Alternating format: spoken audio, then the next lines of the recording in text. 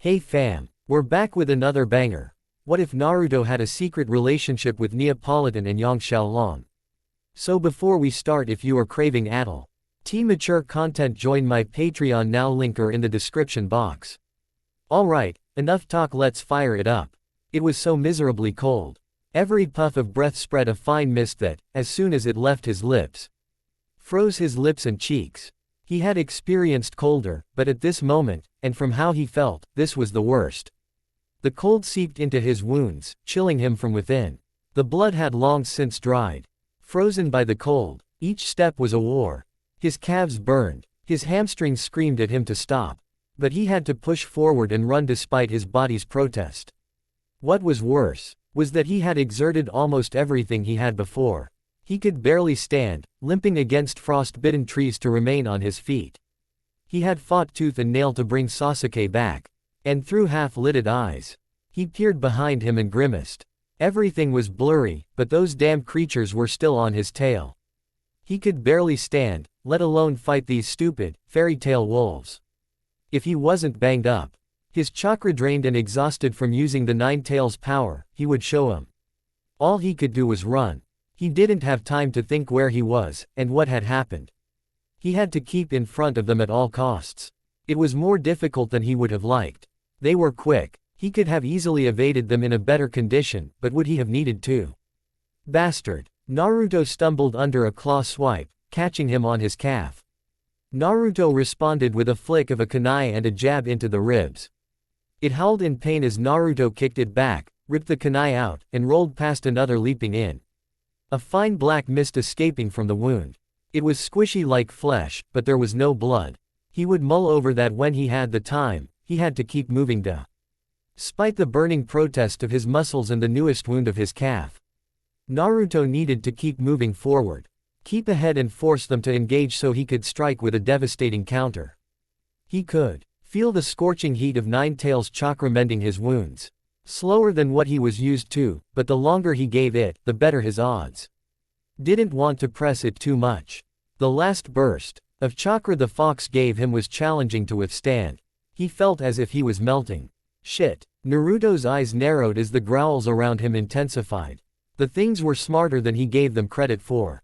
They had used their speed to get ahead of him. Surround him. They at least had a modicum of intelligence. He didn't have a choice now. He was going to have to press his chances. Get out of my way.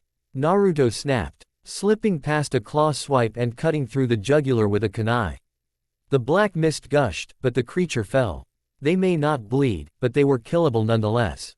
Still, Naruto's mobility was limited. And theirs was not. One quickly was on him from behind, but he was ready.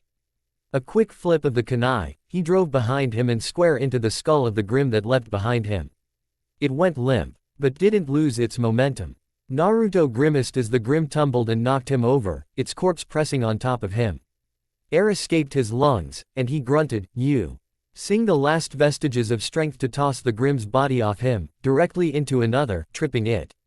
Again, he would note for later that the corpse was disintegrated. Couldn't focus on that right now. Fueled by adrenaline and a small burst of the Nine Tails chakra, Naruto managed to temporarily ignore his injuries and scamper from the spot, avoiding two Grim that lunged and slammed into one another. Watch where you're going, mutts. Naruto quipped, the moment's amusement not lost on him despite being outnumbered.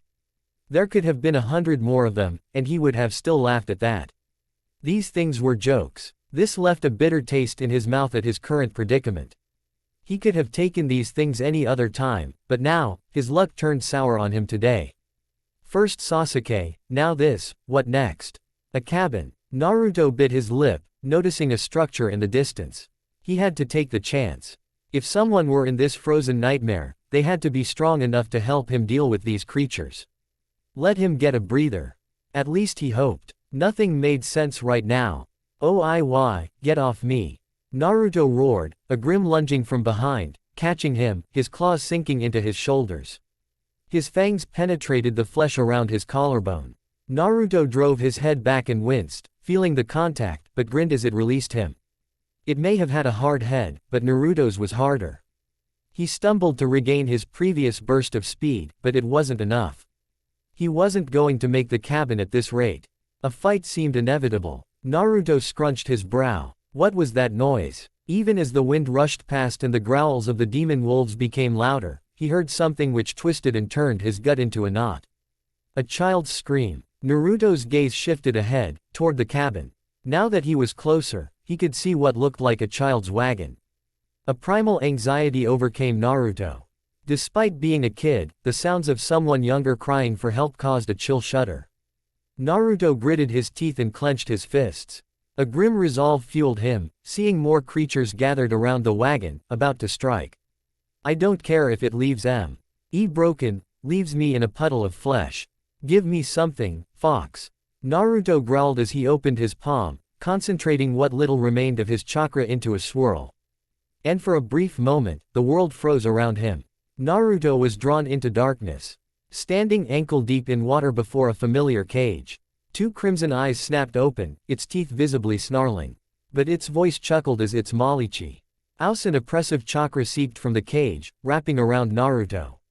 Amusing. Let's see what it takes to break you. Hey, Naruto cockily smirked, staring back at the fox as the demon's chakra scalded him. Throw whatever you can at me. I can take it. Just give me the strength to save them. Naruto roared as he leapt forward, a crimson chakra cloak resonated around him, and a violet orb of chakra revolved in his palm. Rasengan. Naruto threw his arm ahead, driving the violent orb into one grim, obliterating it instantly. And into a second, a third, fourth, and even a fifth before it ruptured. Taking several more from the explosion. Unfazed and absorbing the recoil, Naruto flipped back and landed before the two children.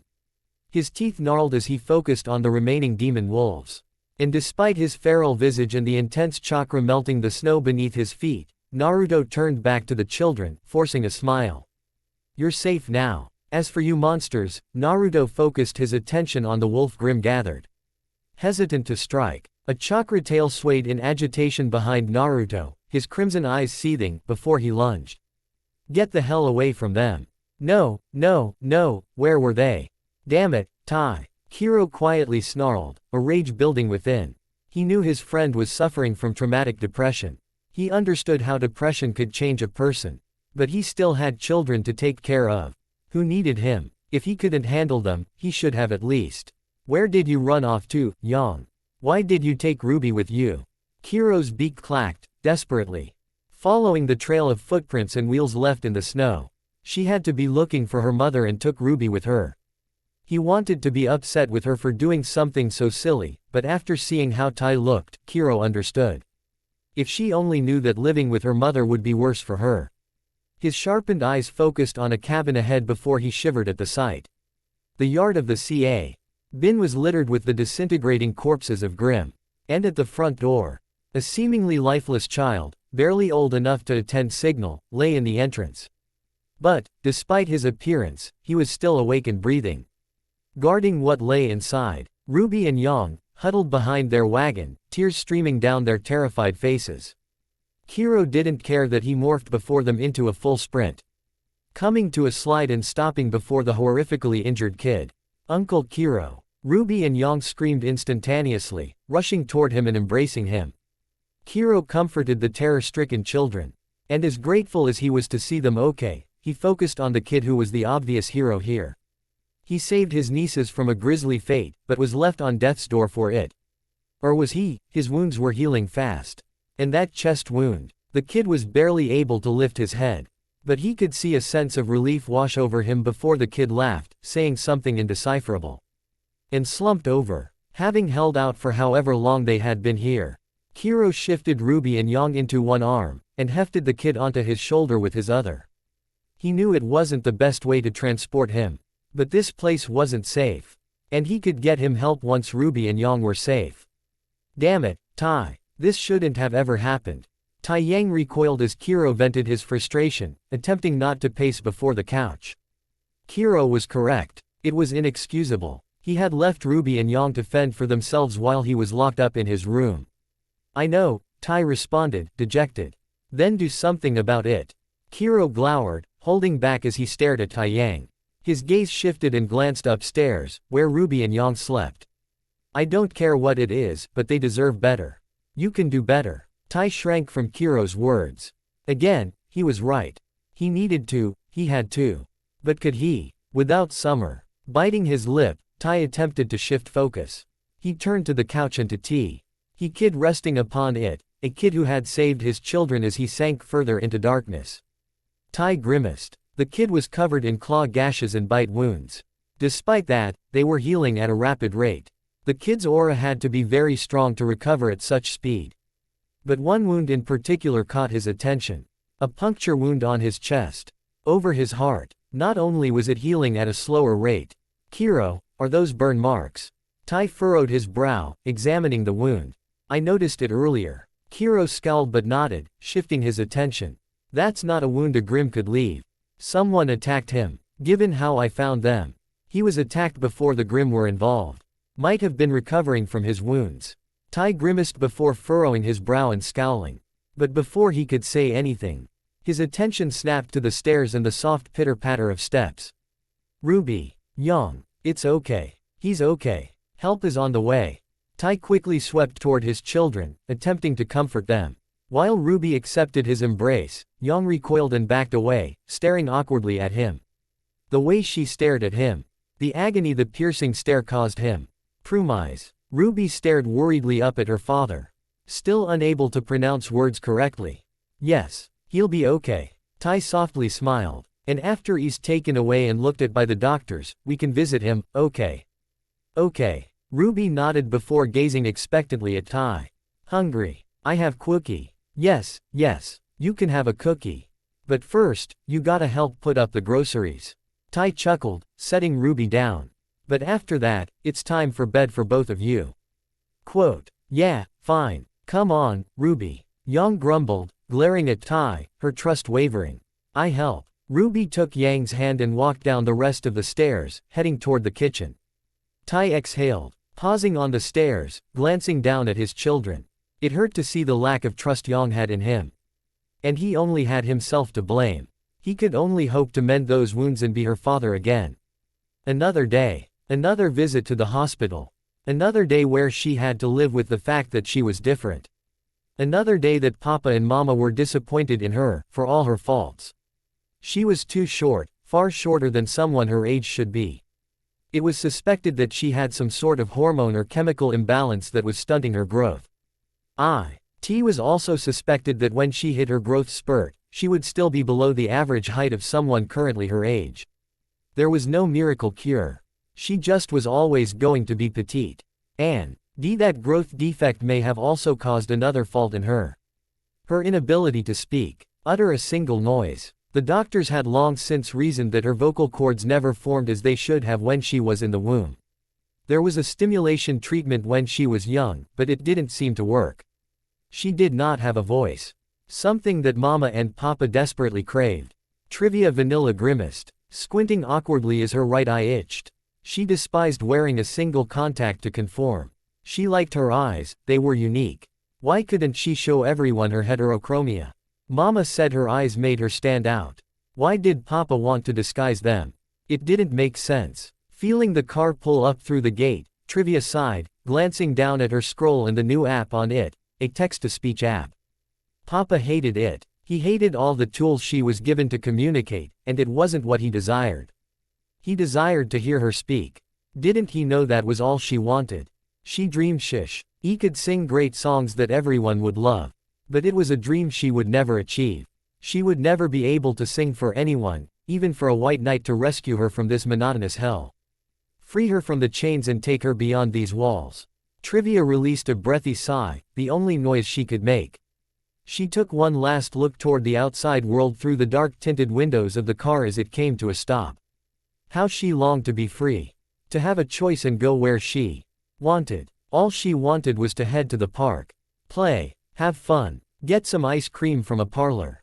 Somewhere. Anywhere other than the clothing stores her mother took her to or the rare cases they went out for a family dinner.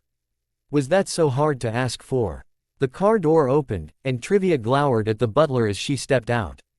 Rustling past him and the trash bins. She didn't want to go back inside. She wanted to do something fun. Anything besides being trapped here. A thunderous metallic thud shook her. Trivia's eyes flickered. jumping several feet from the noise before her voice rasped at the sight. Her friend stood atop the bins, gesturing for Trivia to join as she kicked a can down the driveway. Trivia stood stunned, slack-jawed at what she was seeing. Panic soon set in, and she ran over to her friend. Neo. No. It wasn't time for play. We can play later. Neo tilted her head in confusion. Trivia groaned before her heart raced as Papa yelled. Trivia. Trivia was paralyzed in terror. It happened every time. When Neo came to play, something bad followed. Why? Why did this always happen? What are you doing? Papa glowered as he purposely strolled toward Trivia. His scowl deepened as he noticed the trash bins knocked over, their garbage spilled all over the cement. This is unacceptable behavior. What do you have to say for yourself, young lady? Trivia cowered under Papa's gaze. Her eyes darted, and she shrank further, her fear confirmed. Neo was nowhere to be seen. Of course, when she needed her most, to prove she was real, she always disappeared. Trivia further wilted. What could she do? Papa wouldn't believe her, even if she did tell him the truth. That it wasn't her. It was Neo. But he wouldn't listen. Papa never did. It was better to accept her judgment and receive her punishment. It was easier that way. Trivia. Papa slowed his approach to her, his voice softening. But his figure towering over her. His gaze looked down and pierced her. I just want to understand.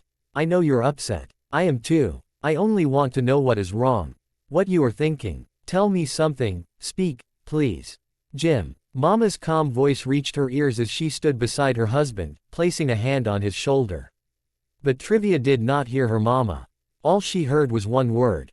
Speak. Trivia trembled. Tears shimmered in her eyes. She gathered as much air as she could take in and screamed. Her throat sizzled from the effort exerted. She prayed for a sound, any sound besides. The hot air violently escaping her lungs. And all that amounted to a whisper in the wind, heard by no one. She just couldn't, no matter how hard she tried. Trivia couldn't muster a sound despite her best effort. With tears streaming down her cheeks, Trivia screamed again, not caring if anyone heard her this time as she stormed past her parents, slamming the door behind her, venting her frustrations to the world the only way she could. All she wanted was to be heard. Was that too much to ask for? Why? Why was it always like this? She only wanted to do something more. Anything other than just lying in this immaculate yet stuffy room. To have fun. Why couldn't she have fun? She was livid and stuck here in her room, with nothing but a book to read. Trivia loved to read. But now, not EV. And the most wonderful of adventures or fairy tales could bring her joy. She had read everything in this room. If she could speak, she could recite them line by line for memory. Why did it always come to this? Why was she always locked in her room to be punished? Kept away from everyone. She couldn't even go outside unless she was with her mother or father. Was it a wonder she acted up? What if she caused all that mischief? Knocked over those bins? What would honestly change? Maybe she would feel a little better letting out her pent-up frustration. What of it? It was fun. That was all she wanted. She longed for the days to escape this confinement. This prison. To leave her mother and jailer, and her warden of a father. Oh, joyous day that would be. Still, Trivia clung onto the hope that perhaps she was one of those fair maidens locked away in the tower. Just like the fairy tales. Awaiting her valiant knight and his mighty steed to rescue her from this torment. Perhaps kiss him on the cheek for his reward. Maybe even more. Oh, how scandalous. Friend, why were you here? Trivia was confused. Why had Neo returned so soon? She usually disappeared for long periods after incidents like what happened with the bins. Feeling shame for what she did. Instead, she smirked, standing by the window, pointing outside. No. Trivia glowered, glaring at her friend. I was just locked away in her because of you. I don't want to play. Father is still upset with us. Neo scowled, shaking her head. She pointed outside again. Why was she so persistent? Yes, she wanted to leave. Escape this place. But she knew better. She knew how much trouble she would get in. And why was she pointing at Trivia now? Did she blame her? Me. I did no such thing. You knocked over the bins. Trivia seethed, clenching her fists, seeing Neo shake her head. Enough of your nonsense. I do not want to play with you. Go away. Neo shook her head. Her grin broadened as she hoped toward the window, beckoning her to follow, using a chair to stand and unlock it. Her friend was taunting her. Trivia snarled. Her throat burned as tears trailed her cheeks. She wanted to say something deplorable, but nothing would come out. Trivia searched for the closest object to her in a rage. The book she was reading. Perfect. Trivia snapped, tossing the book with all her strength. She no longer wanted to get in trouble. Maybe if she did, Papa would stop being so upset with her. Her toss was true. It found and collided with Neo, but the strangest thing happened. She shattered into shards of pink glass. Shards that refused to ND is the real glass of the window showered where her friend had been moments before. And then dissipated as if they had never been real. Terror consumed Trivia watching the glass fall. No, there was no way her parents would believe this. Papa didn't believe anything she said. But is there anything more he could do to you? A dark thought crossed her mind. He's already locked you up. What more can he do? Send you away. Wouldn't that be wonderful? Trivia shivered at those words. Where did they come from? Why did she hear? She froze. Thunderous footsteps approached. Papa was coming. Trivia Vini. Papa exclaimed as her door slammed open. He seethed at Trivia standing before her bed, cowering from him while gazing in horror at the broken window. However, anger was not his first emotion.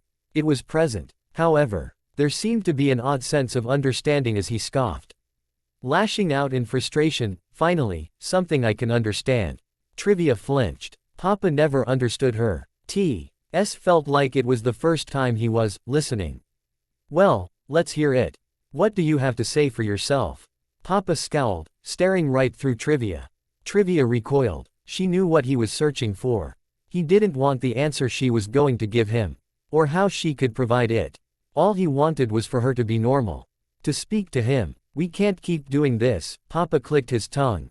But his expression softened while he shook his head. I can understand frustration, believe me. But you can't keep doing this. You are 12, Trivia. It's time to grow up and stop acting out like this.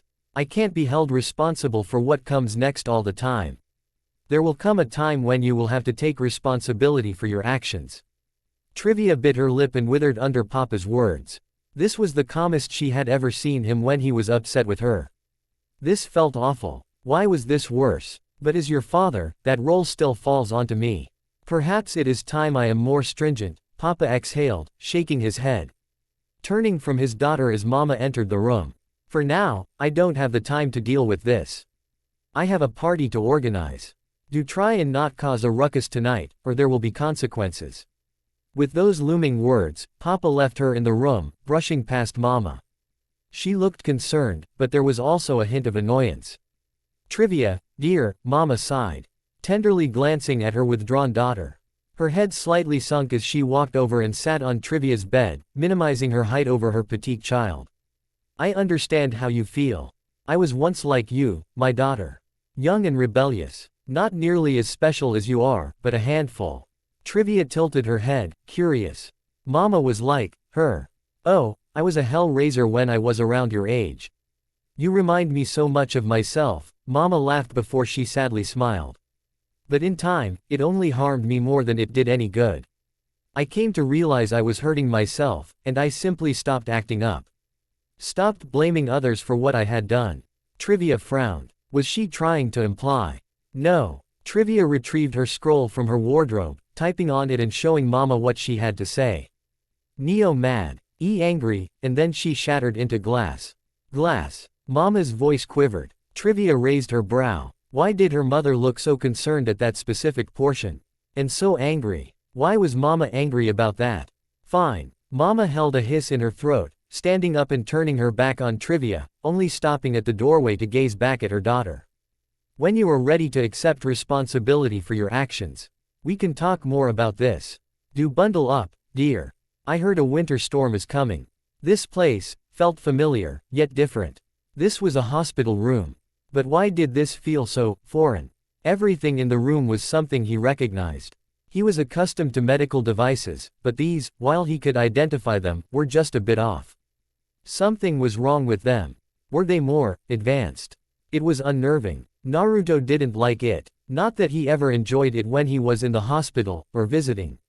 Things seemed to happen when he was in them. What was worse was that his friends weren't here. He had hoped that the experience with those peculiar wolves was a fever dream. That he would have awoken to see Sakura, his team, Kakashi, Tsunade, someone familiar.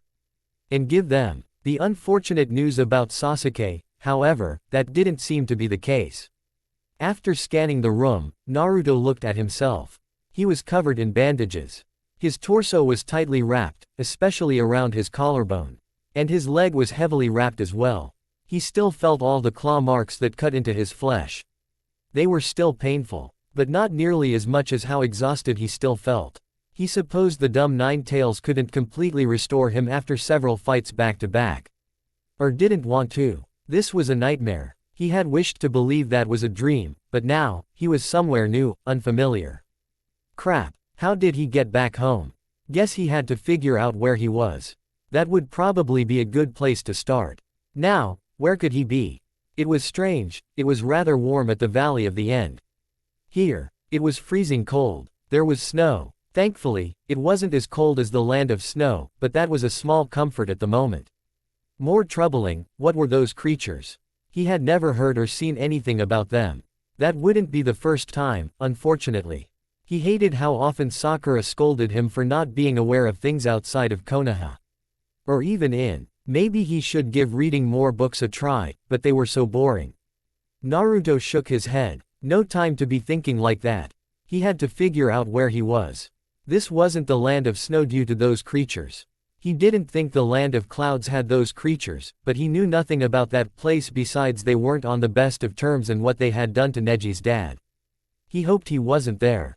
He knew there was a history of bad blood between their countries that had led to several wars, one being relatively recent. Being a Konoha shinobi in the land of cloud would not end well. Ow, stupid things. Naruto coughed several times, glaring at the wires he was attached to. How he hated how they showed him everything he didn't want to see. Seeing his heart rate accelerate. And other metrics rising from his panic. He didn't need to be reminded that he was in pain. 4. Stupid wolves. Gonna shove my sandals up their rear the next time I see them, and that bastard too. Naruto glowered, scanning every detail. Absorbing everything he could before frowning. Sasuke, where the heck did you leave me? This doesn't feel right at all. His head snapped over at the sound of a click. The door was opening. Was someone coming to visit him? Someone he knew, he hoped. It would make his day. Calm this nervous churning in his stomach. Naruto's curiosity turned into disappointment. And as a middle-aged man wearing blue scrubs entered the room. Naruto sighed, glaring at all of his monitors. Likely coming in to check on him since they were being noisy.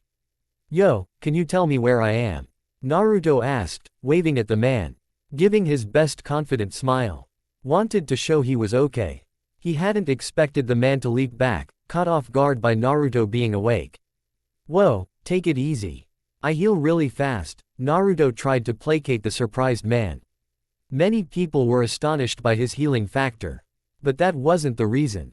The man was alarmingly speaking in a language he had never heard before. Calling for someone. Naruto's eyes sharpened. He felt a shivering chill travel down his spine. Something didn't feel right. He was pretty confident that, while there were other languages, they weren't common. Everyone he met spoke the same language, even when leaving the village. What was going on? And who was he calling? Soldiers. Naruto knew rationally that he was probably calling the doctor. That was always the first response. But instinctively, he couldn't take a chance with everything feeling so wrong. He had to get out of here, now. The halls of this place smelled heavily of cleaning chemicals. This place was too sanitized for his liking. It didn't help that this was the third time he had to come here in the last 2 months. Yang had broken her arm a few months back, being a little too adventurous. Summer took Ruby here when she had a bad cold, and now. Tai's gaze darkened at the thought of his late wife. His thoughts drifted to the love of his life, but he was snapped out of it by a pull on his wrist. His eyes shifted to the spitting image of Summer. Their baby daughter, Ruby, awkwardly attempted to keep pace with his walk. He thinly smiled to comfort her. She looked so nervous. She didn't like coming here either. Yang didn't either. It was why she was walking beside Kiro. Probably didn't feel safe with him, he couldn't blame her. But they weren't here for them, this time. They were here for someone else. The young boy who had saved them while he was lost. I hate it here, Yang grumbled, deeply scowling at the nurses they walked by. Can we go now? We aren't here for you, kiddo. We're checking on the kid. Kiro reminded Yang why they were here while shaking his head. Okay. Yang flinched before she hung her head, biting her lip. Tai had to refrain from laughing. She wanted to check on him, but didn't like it at the hospital. Couldn't blame her as they made her keep that cast on for a few weeks. She hated that thing. Is he? Yang finally spoke again after a brief silence. Her worry evident. He'll be fine. He was recovering when he was at the house. The kid is tough, Kiro stated, ruffling Yang's hair much to her chagrin. Quit it. Yang swiped at Kiro, huffing and stomping ahead. There, no chance of tears when she's angry. Kiro laughed, watching Yang storm ahead. That's one way of handling that, I guess. Tai grimaced while lightly nodding his head. That wasn't how he would have handled it. Or Summer, you doing okay? Kiro snapped Tai out of his funk before he could sink back in. Tai grimaced, afraid to speak the truth. But feeling Ruby's gentle tug, he glanced down to see her hold up her hands to him. Tired? Ruby demanded, too tired to continue. Okay, Tai smiled, bending over and lifting Ruby's tiny form and planting her on his hip. Yay! Ruby laughed, her silver eyes sparkling brilliantly. Tai laughed once more, shaking his head at her silly antics. If there was one thing that could always pull him out of the dumps. I'm getting there. One step at a time, right? Tai turned and faced Kiro, forcing a smile. Don't force it. Kiro scowled before patting his brother on the shoulder. I'll be here if you need me. I know. Tai whispered, grateful that Kiro was here. At least one person was left. 702. Ruby broke his train of thought, trying her best to read the room numbers. That it? No, a few more down. 710 is the room we are looking for. Tai shook his head, biting his lip to contain his laughter. Okay, Ruby smiled and looked ahead. 703, what that? Following his daughter's gaze, Tai looked further ahead. A frown followed a rush of nurses, doctors, and security staff gathered. Several doors ahead. Right about where? I don't like where this is heading. Tai scrunched his brow before wincing as several people flew out of the room. And a blonde teenager wearing hospital garb rushed out of the room a moment later, yelling something entirely incomprehensible as he did. Did you catch any of that? Tai blinked, glancing toward a befuddled Kiro. That is certainly a dialect. Kiro tilted his head, watching as the kid sprinted away, easily avoiding all the staff. Head straight in their direction, a panicked expression adorned on his features. Tai and Kiro shared a glance and a knowing nod. Kid, calm down. Kiro quickly responded, attempting to wrangle the teen. Responding far quicker than he could react. Or so he thought. Why am I holding a log? Kiro stared at the log, momentarily stumped, before tossing it to the side and moving to catch him again. Only for a brief cloud of smoke to obscure his vision. And a dozen versions of him sprang to life, running in every possible direction. Some were even running on the walls and ceiling. Okay. Kid has some unique abilities. Kiro stopped, floored once more before his eyes sharpened, locking in and rushing after, chasing after. Cool. Yang pumped her fist and watched Naruto flee down the hallway. You show him. Get him. Make him pay. Go, Uncle Kiro. Ruby cheered. Ruby, Yang, not helping. Tai refrained from palming his face before sighing. At least they were enjoying themselves. Still, something was off. Even as the kid yelled obscenities in another language and evaded Kiro down the hallway and out of the hospital, it felt off. Tai sighed. Why did he get the feeling this day would only become more complicated? And why did he feel the kid would end up at their house somehow? Jovial laughter bombarded her senses. Loud voices bickered below, making deals while gorging on delicious food. Business partners, friends in high places, potential political rivals. Trivia hated this. It was miserable. Why did this always happen this way? Why was she locked here when there were people downstairs? People with children. Children whom she could interact with. Instead, she was shunned and kept in her room. Why was she shunned? Kept away from others. Unable to communicate with others. Did Mama and Papa think that lowly of her? If it were only because of what happened to her window, Trivia could understand. But this was a pattern.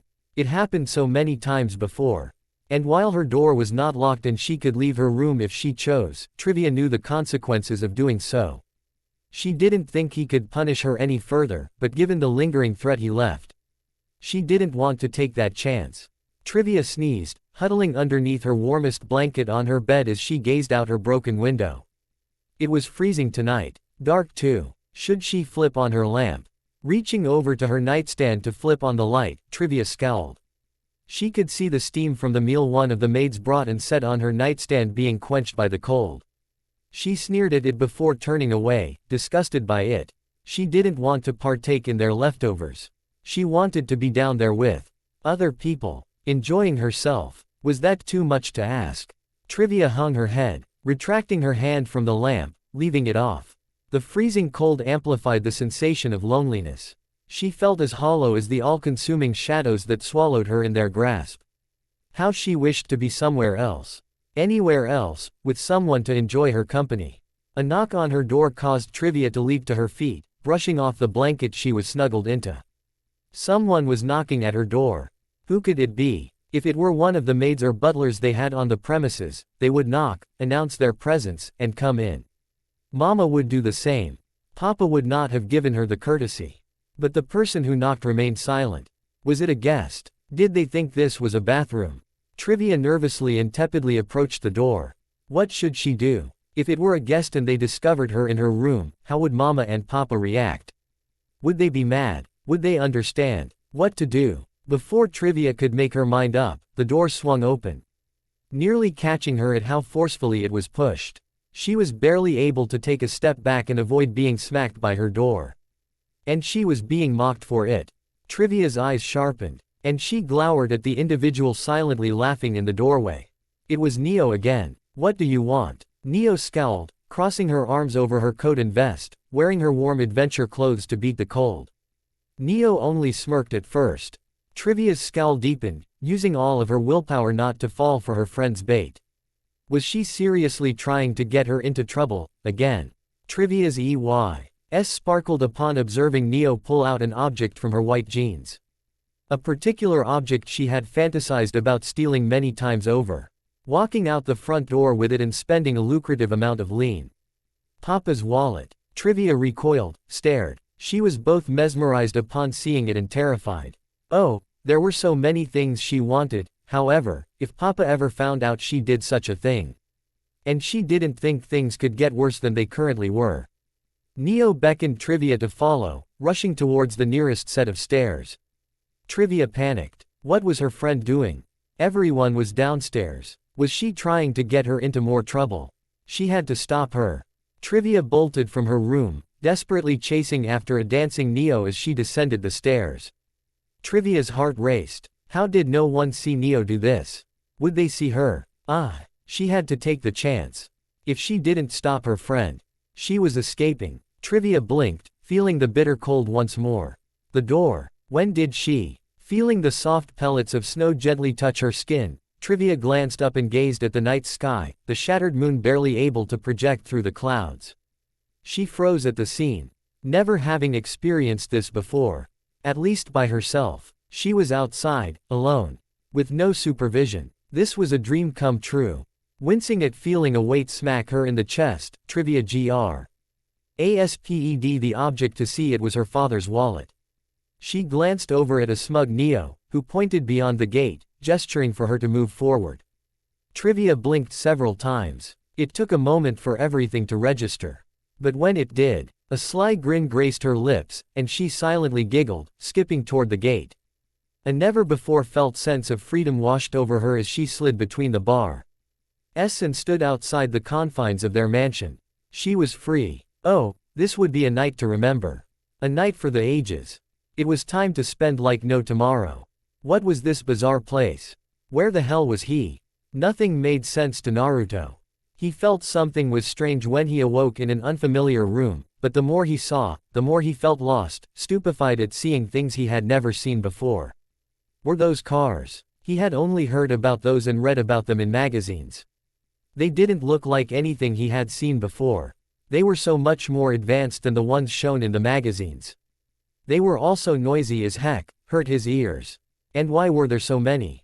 He thought only the richest of the rich people, like the Fire Lord, could purchase a car. But here they were so plentiful. It didn't make sense. Many other questions arose as Naruto explored, attempting to figure out where he was. Luckily, he had a little time to figure it all out. Naruto was confident that he had given the shinobi who was chasing him earlier the slip. He was still pretty sore, but felt way better than he did before. Wasn't at his best, but at least he could move properly, mostly. His leg was still a little gimped up. His chest still hurt. Naruto grimaced at the thought of his friend. Sasuke, why? Shut up, bird. Naruto glared, staring up at the peculiar street light to see another crow stalking him. The damn birds were common around this place. It was like the 10th one he had seen. Or was it? Nah, didn't seem like a summon, not that he knew enough about other summons. His only experiences were from Gamakichi, Gamabunta, and Pakun, and they were intelligent enough to talk. This one, Naruto shook his head, ignoring it for now, feeling safe. It wasn't like that could be the shinobi using a transformation technique. Just because you could transform into a bird didn't mean you could suddenly fly. That was something Naruto had learned the hard way, had to be a coincidence. Gah, it's cold. Naruto shivered, glancing around for any signs of a clothing store. He was so in the moment that he didn't think to grab anything of his before leaving. He was just in the hospital garb. He didn't have his pouch with all his possessions and weapons. Naruto was gonna have to sneak into the hospital later and reacquire his gear. Couldn't leave without it, but getting clothes was a first. Much as he loved his jumpsuit, how tattered it was wouldn't help him stay warm. He could get it fixed later. Naruto glowered. Why was it so cold here? It felt like winter, but he knew better than that. Winter had just ended, and it was well into spring. Why was this place so cold? This place better not be like the land of snow, and it was a permafrost area. Though, at least he helped solve that issue in the land of snow. Along with a litany of other things. Bird, would you shut the, oh. Naruto yelled at the annoying flying abomination before noting where it was perched. He could not read a word of the damnable sign. But he clearly understood what the shirt symbol meant. This was a clothing store. That solves one problem, Naruto chuckled, scratching his head sheepishly while squinting at the sign. There was still the problem that he couldn't read any sign or understand anyone in this place, but he would deal with that later. He was cold and, oh, son of, Gama-chan is with my gear. Naruto palmed his temples and loudly groaned, unsure of what to do next. However, pursing his lips, Naruto thought about it for a moment. Would having his money even matter? With all the strange things he had come across already. Would it be so odd that they didn't use Ryo as the currency here? Probably not, given his luck. Just gonna have to do this the hard way, Naruto cracked his knuck. Less before forming the unique hand sign for his favorite technique. Sure, the Rasengan was powerful and cool. But his shadow clones were versatile. They could do so much. Like causing a diversion so he could successfully sneak into the store and steal some clothes. Hopefully, they had some stuff in orange that he liked. But before he could perform the technique, his stomach rumbled so loudly it caused him to tremble. Naruto grimaced and flushed before creating a shadow clone. This isn't my day, okay, clothes first, then some food. Let's go. And after that, I'll get my stuff back so we can find a way out of here. This was the best day of her life. Oh, the thrills, the chills, the spills. It had been so worth it to follow Neo outside. She had been doubting her friend, but she had come through for her when she needed her most. Now if Neo could stop constantly getting her in trouble. Whatever. Nothing was going to put a damper on this day. Not even the bus ride over here. All those creepy people staring at her on the bus after she struggled to pay for her ticket couldn't hold her back. The trip to the mall strip was well worth it. She had lost Neo at some point, but that hardly bothered trivia. She never had so much fun in a single day. In an hour. She never could have imagined that playing arcade cabinets would be so much fun. Oh, and those little annoying brats learned never to cross trivia vanflay. She was the master of Arcadia fighters. She stomped them flat and took their allowances. They played themselves. She practiced every day on her scroll when she was supposed to be working on her speech tools. Probably not the best use of that time, but she wanted to have fun. And it wasn't her fault that was one of the games they let her have. Perhaps she could purchase the new game console they were displaying. Convince Papa because it had a realistic driving simulator game. He did enjoy driving. Maybe that would work. Trivia shook her head while daintily skipping forward. Her gaze fixated on a bookstore she had noticed earlier. Oh, what marvelous tales lie in wait in those walls. She couldn't wait to find out. Oh, how she loved to read. Her stomach rumbled, and Trivia flushed. In her excitement, she had forgotten she hadn't eaten. No wonder she felt a little tired. It was time to find something good to eat. And it was probably for the best. Didn't want to try to figure out the logistics of sneaking a bag of books back home. Plus, if Trivia bought everything she wanted, it would be a hefty bag. She might not be able to carry it by herself. Now, where would she go to eat? There were so many fascinating smells at this strip mall. She didn't even know where to start. Not only were there several buildings, but there were food trucks. Should she choose the sandwich place? Fast food, barbecue, noodles, ice cream parlor. Trivia's eyes glistened with stars. She loved ice cream. That was the choice. But that was a dessert. Ah. She could hear Mama and Papa berating her. She needed to have a healthy diet. Spoil sports. Still, she should try something unique. Something she never had before indulging in her fix. Swaying her hips back and forth, Trivia made her choice as she headed toward the closest food cart, oblivious of everyone around her. Whatever this truck had, she was eating. Then it was time for ice. AHK. Trivia stumbled, bouncing off someone she hadn't seen before. She didn't know how. The boy was wearing orange. He should have been visible as the sun. How tunneled was she on the food cart? Sorry. Trivia bowed, hoping she could convey her apology for colliding with him. The blonde boy reciprocated with a bow, chuckling nervously before saying something. Trivia couldn't understand it at all. Was he speaking a different language? Trivia tilted her head, staring at the blonde boy in confusion. That was strange. All the languages, except the common tongue, were ancient languages used only by a select few. And while she didn't know any better, this boy didn't seem like someone who would be imparted with such knowledge. He seemed a bit, oh, what was he distracted by? Ah, what was that horrible noise? Trivia screwed her nose and NCED up at the light pole to see a crow loudly cawing. She swayed her arms forward at the bird, attempting to shoo it away. The crow was unfazed and cawed again. Trivia's brow twitched. This bird was getting on her nerves.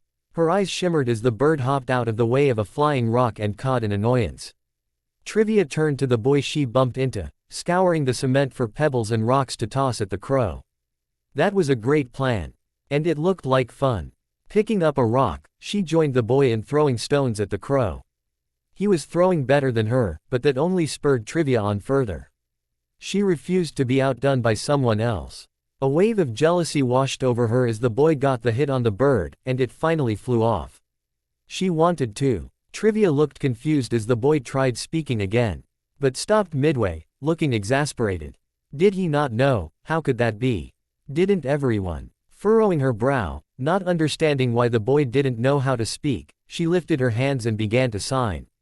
Do you use sign? Could he understand sign language? No, that was naive. Hardly anyone spent time to learn. Trivia's heart skipped a beat. After a moment of watching her sign with the most perplexed expression she had ever seen, he answered, signing a crude response. But one she understood. Yes, he knew sign language. Could someone besides Mama use sign language to communicate? Oh, wondrous day. This was worthy of celebration. But how to? Trivia flushed. The blonde boy flushed. Their stomachs had simultaneously rumbled together. It was so embarrassing. But at least she knew how to celebrate the moment. Trivia grasped his hand and, without hesitation, pulled him toward the nearby food stand. She silently laughed, filled with such joy and glee. Today was such a wonderful day. Nothing could ruin it. Nothing. This place kept getting stranger and stranger. It was a challenge to find his bearings in this city. Everything looked the same. It made it NGING to create mental bookmarks and determine his location in case he was running in circles. He would have used the rooftops, but Naruto feared that would leave him exposed. He wanted to try to blend it. Didn't want to be exposed just in case. However, the more he thought of it, something had hung in the back of his mind since he escaped the hospital and fled into the city, losing that shinobi. This didn't seem like a shinobi village. Everyone he came across felt like civilians. While looks were deceiving and many could be shinobi, he just didn't get that impression. It was something about how everyone moved, carried themselves. Naruto wasn't sure, but his gut feeling was that these people were, in fact, civilians. And he trusted his gut. So did that mean they were just trying to care for him? And that shinobi was just trying to stop and calm him down? Gah, this all feels like a big misunderstanding, Naruto grumbled, squinting hard and glancing around at the surroundings. This place was a little different. It reminded Naruto of a market. Given the various smells in the air, food was in this direction. So he followed his nose. While he did, Naruto mused on what he needed to do to find his way back to Konoha. He couldn't just leave the city and wander the wilderness without knowing which direction to head. Add in the element of danger with those creatures, and he was forced to look for a way in the city first. Not that he couldn't take them. He could take all of them on, but he didn't know anything about them. If there were other things like that around. There were walls around this city. So clearly they were keeping something out. Another frustration was that everyone spoke a different language from him. Naruto wasn't an idiot, he knew there were niche languages here and there. He sort of wished Sakura were here. Not so she could suffer alongside him. More in having her assist him in figuring out what was going on. She was so smart. And her pink hair was so beautiful. Naruto sighed. Unfortunately, she wasn't, and every conversation so far had ended in disaster. They couldn't understand him and Naruto had no damn clue what they were saying. There was no way to tell what they were saying. It was so damn aggravating. What was he gonna do if he couldn't communicate?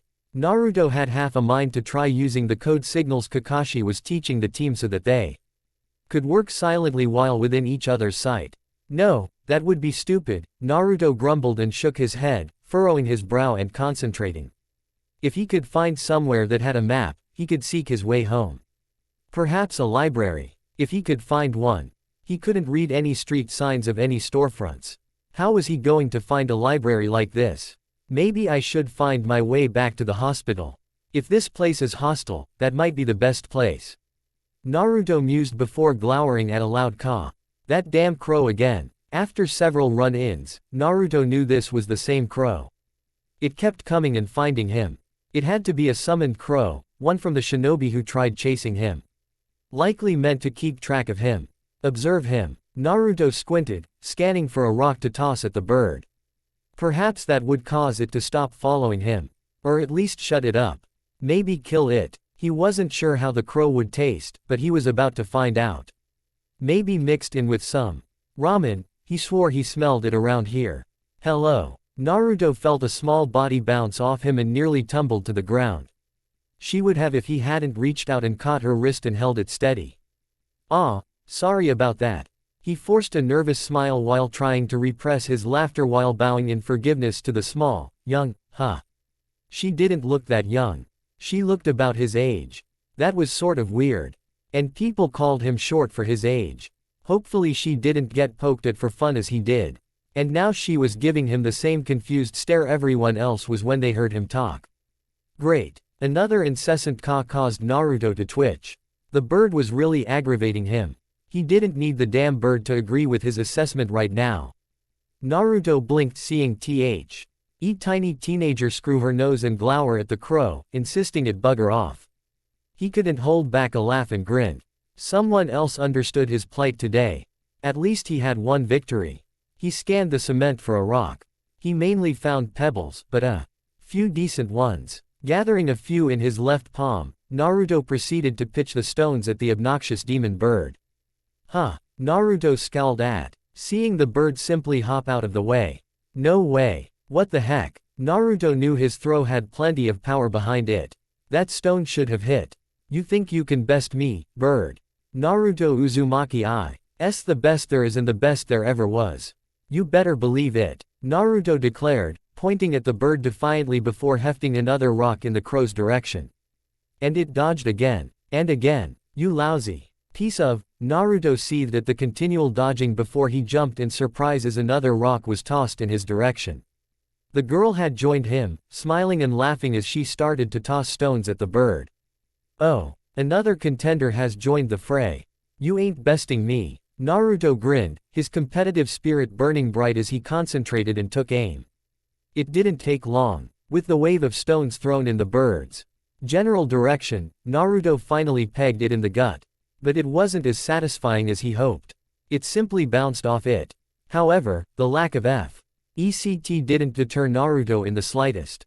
He grinned cheerfully as the bird flew off to the nearby rooftop. "Yata, take that. Now stay away." Naruto victoriously pointed at the bird and gleamed. Sure, it didn't fly far away and was still likely around, but he would take this small victory. He had so few today. "You're pretty good, you know," Naruto grinned, a laugh in his voice as he turned to the girl before stopping. She had that same confused look again. Damn it, Naruto cursed. Couldn't he just have a simple conversation with someone? Anyone? It was starting to become rather depressing. Huh, what's that? Naruto noticed the girl lift her hands and started to make motions.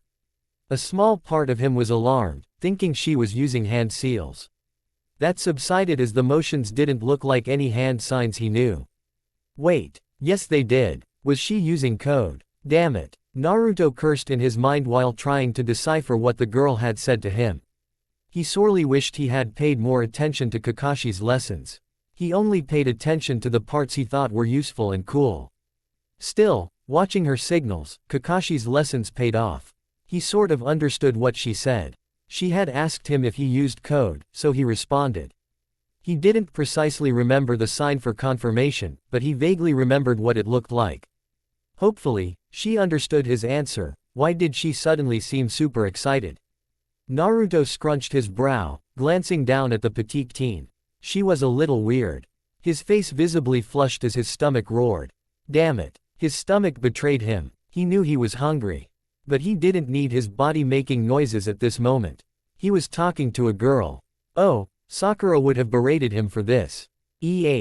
Naruto felt the girl grip him by the wrist and pull him toward the food trucks. He didn't quite resist as she dragged him to the open window of the food truck. He had planned on going that direction regardless, however, he was planning on being discreet about it. He didn't have any money and didn't want anyone to notice what he was about to do. However, Naruto's curiosity got the better of him. He watched as she stood on her tippy toes, looking at the menu briefly before bringing out a small device. Something he had seen before in town, but wasn't quite sure what it was. A bunch of people were staring at the screen and talking to it. Was it a phone? If they were, these were some strange phones. And why did she poke at it with her thumbs like that? Was she typing a number in? Or could she write on them like a computer? Was it a computer too? How was it so small? The only computers he saw were those cinder block bricks the library had. The technology of this place was absurd. He was pretty sure he saw a flying device earlier, but thought he was hallucinating from hunger. Naruto's confusion only grew as the girl handed a card to the vendor, only to receive it back in a transactional manner. He didn't understand anything that was going on. Did she just make an order? She didn't even talk to do that. And what was that card? So many questions. Not enough time to get answers. He had other problems that he vitally needed answers for besides these. She was using code again. This time, Naruto didn't understand anything she said. Maybe a word or two in it. However, given the context of the words, he was reasonably sure she had said Summit. Hing along the lines of, I ordered for both of us. Naruto could only nod and nervously laugh. If she was offering, he wasn't about to turn down free food. He was starving enough that he would even eat fruit and vegetables right now. Despite how much he disliked them. Especially with how Kakashi-sensei would break into his house to leave baskets full of them on his table. Just needed to get something in his stomach, and if this got him free food, he would follow the girl's lead. Taking a seat at a nearby park bench on the opposite side of the girl, Naruto awkwardly withered. This whole situation was strange. He couldn't understand what anyone said here, and he barely knew enough code to understand what she was trying to convey. Add in the fact that she was gazing upon him expectantly, Naruto didn't know what to do. This felt like a date, but a date with someone he couldn't communicate with. He needed some sort of divine intervention to save him from this. From his own embarrassment. Naruto nervously laughed, noticing she had signed some more code to him. His nightmare came true. He didn't understand a single word in the statement she made. He was being undone by his unwillingness to learn anything that wasn't cool. Maybe Kakashi-sensei was right about needing to take things other than training more seriously. Hey! Naruto squinted upon hearing another voice off to their side. Glancing over with the girl, he noted that there were 3 confident older girls strutting their way, wearing clothing in a similar vein to that of the weird snake lady. Not as revealing, but their clothing was striking. Featuring mesh stockings, dark makeup, and tattoos. With these girls trying to be punks or something. Naruto glowered. He had a bad feeling about this. He couldn't understand a lick of what they were saying. But their body language conveyed enough for him. How they puffed up their chest. Used their height to stand tall and tower over them, the sound of their voice. Were they trying to bully them? Seriously. Naruto knew he had just asked for an intervention, but seriously. Did it have to be taken to this extreme? Back off, I'm warning ya. Naruto slid out from under the table before he stepped in front of the boss girl of the 3, schooling his face as he looked up and met her gaze. Gah! He wished he could understand what she was saying. He had an idea, but it was agitating. Hey, I'm giving you the chance to back off. You better take it, otherwise it won't end well for ya. Naruto glowered, standing unflinchingly before the 3 punks, prepared for a fight. And, oh, was he ready for a brawl when the leader poked him in his chest. He might not have had any of his equipment, but he didn't need it for jokes like these. He could take him with his arms tied behind his back. Just a few good kicks. Maybe a headbutt or 2.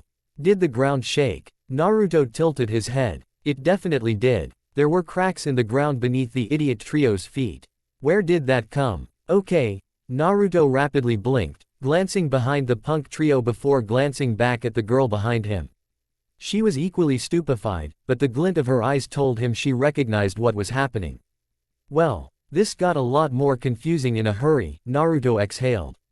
However, a slight grin adorned his lips, and he cracked his knuckles, glancing over at the spitting image of the girl behind him, flanking the trio. You ready to kick this off over there? I sure as heck am. Let's go wild. No, no, no. This couldn't be happening. Why did this have to happen? After the rough start to this day. It had finally smoothed out after she escaped the house and had a taste of freedom. Why did it shift back into a nightmare? Were Mama and Papa right all this time? Was she so unique at others would despise her, just for being different? Trivia shrank in her seat. She could barely process what the trio of bullies was saying any longer. She was so upset. She didn't want to be this way. Didn't want any of this. She just wanted a life where she was free from all of this bullshit. She just wanted. What? Trivia lifted her head, feeling the table shift. Despite the mist in her eyes, a sense of shock reverberated through her core. The boy she just met, the boy that she, for some reason beyond her comprehension, just decided to buy him a meal, just because he could talk to her in a way only her mother or doctors could. This boy, around her age, unable to speak a word in their language, confronted the bullies.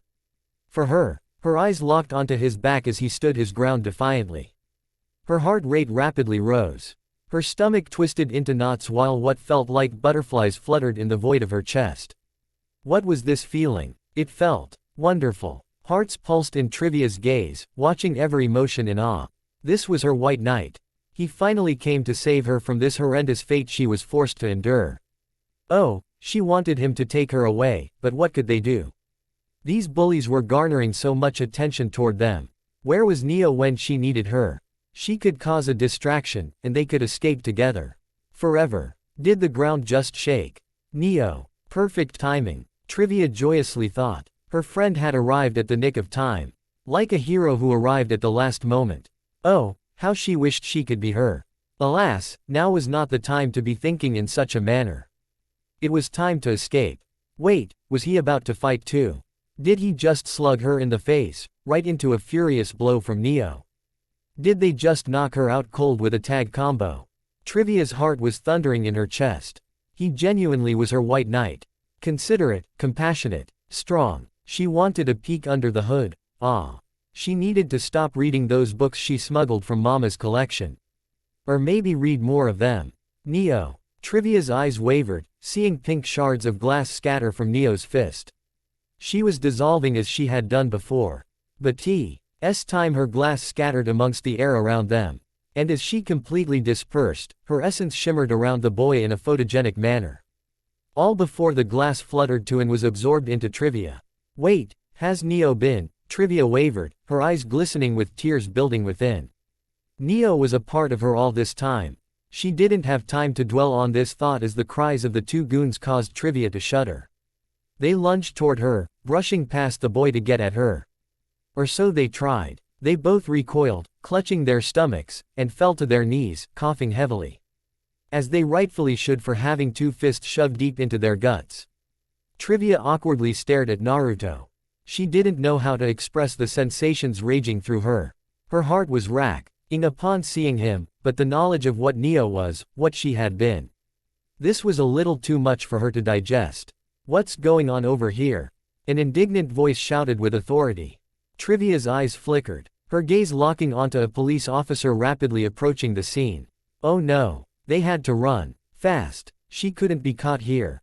Mama and Papa would learn what happened. That she left home without their consent. With Papa's credit card. Oh, the trouble she would be in. She quickly rushed to Naruto's side, grasping his wrist, ready to pull him away so they could run.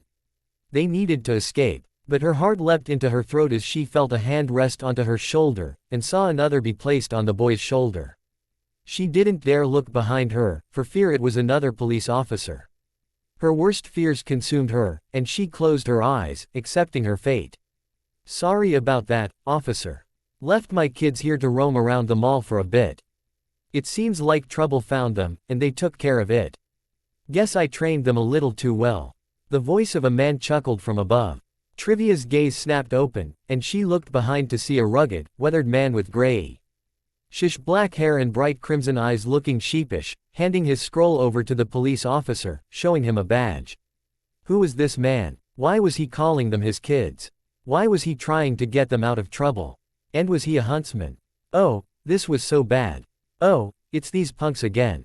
About time someone put them in their place. The officer stopped before them, groaned, and then glared at the three bullies before laughing.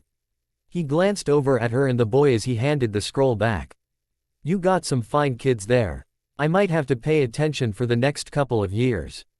Looks like we have some real talent coming through. I do my best. The huntsman awkwardly returned the laughter, hiding a grimace underneath. You sure do. I felt how hard those punches were from over there. The officer continued his laughter before wincing and rubbing his jawline. He then glowered, lifting the three off their feet. All right, come along, you hear? Don't make this any more difficult on yourselves. You know the routine. Yes, sir, all three groaned, stumbling as the officer guided them away. Trivia couldn't help but stare until they were out of sight. What just happened? Did this huntsman seriously get them out of trouble? She had so many questions, but it was all a little too much for her. Her head hurt so badly. Felt like a migraine. Well, this has been a day. The huntsman released a painful groan as well. Gazing down at the two of them.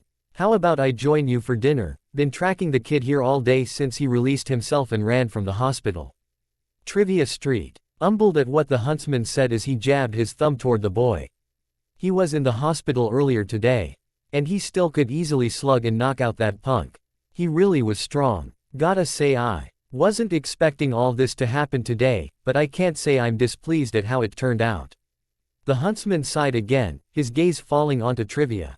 I don't know where he's from, and unfortunately, he speaks a different language from us, as you probably noticed. Trivia shifted her attention back to the annoyed-looking boy. She pursed her lips and mused on it. She had never heard someone speak like that before. You are the first person able to communicate with this knucklehead, so I would like your help if you wouldn't mind. The huntsman asked, before rubbing his chin, a sly grin gracing his features. I noticed you were fixated on that parlor. Consider dessert on me as a payment. This was a pain. He didn't sign up to babysit a brat. Unless that brat happened to be family. Then he would consider it. Ruby was a sweetheart, young. She inherited a bit of her mother's attitude. She was living proof that, despite nurture, nature would ultimately prevail. It was a little frightening how much he could see his sister and his niece, despite Summer and Ty's job in raising her. Kid's got a hell of a throw on him, Kiro muttered, rubbing his chest as he stood on the rooftop, glancing down and observing the kid from a safe distance. He grimaced as he rummaged through the only effects that belonged to the kid that were salvageable, a thigh pouch, and pulled out a kunai. I'm surprised if he uses this kind of weaponry. Takes a high amount of skill to use and throw well, glad I didn't give it back to him yet. Still, Kiro couldn't help but frown as he watched the kid attempt to interact with the young girl he had just bumped into. He had the weapons and tools to be considered a ninja, but he dressed like that. And who the hell was training the kid? There were a few ninja clans out there. All of them in Mistral. This kid didn't fall in line with how any of them trained their disciples. Most didn't start training until they were his age, if not later. And not one was as competent as this brat. Not many people could elude him. Kid had a pretty good diversion contingency with those clones and his ability to transform. Caught him off guard and made him lose the trail for a short while. Didn't last long. He stuck out like a sore thumb. That was another quirk that didn't sit right with Kiro. The ninja clans in Mistral were rumored to be of mystical persuasion, but in reality, the tricks they performed were simply their semblances. As a result, people often mistook different clan members for the same person due to their similar attire. It was why there were so many rumors. This kid, however, had several abilities, and he hadn't yet shown everything. Yang's story was backed by the evidence near the cabin that the kid could manipulate his aura and create a daunting attack. How many more tricks did the kid have up his sleeve? And how did he have them? And the biggest question there was, why did the kid only speak in a language no one seemed to know? Hopefully, Bartholomew would get back to him soon. What in the world? Kiro's eyes sharpened on the kid. In a moment of dumbfound luck he was not accustomed to, there was a breakthrough. Was the kid communicating with her? With sign language? The mystery continues, Kiro muttered in disbelief while running his hand through his hair. The odds of something like this had to be astronomical. Kiro imagined that the number of people who knew sign language was relatively small. Only a select group needed to learn sign language. Those who were deaf, mute, or had some relation to someone in the first two categories. She wasn't deaf, and he could eliminate the latter rather simply.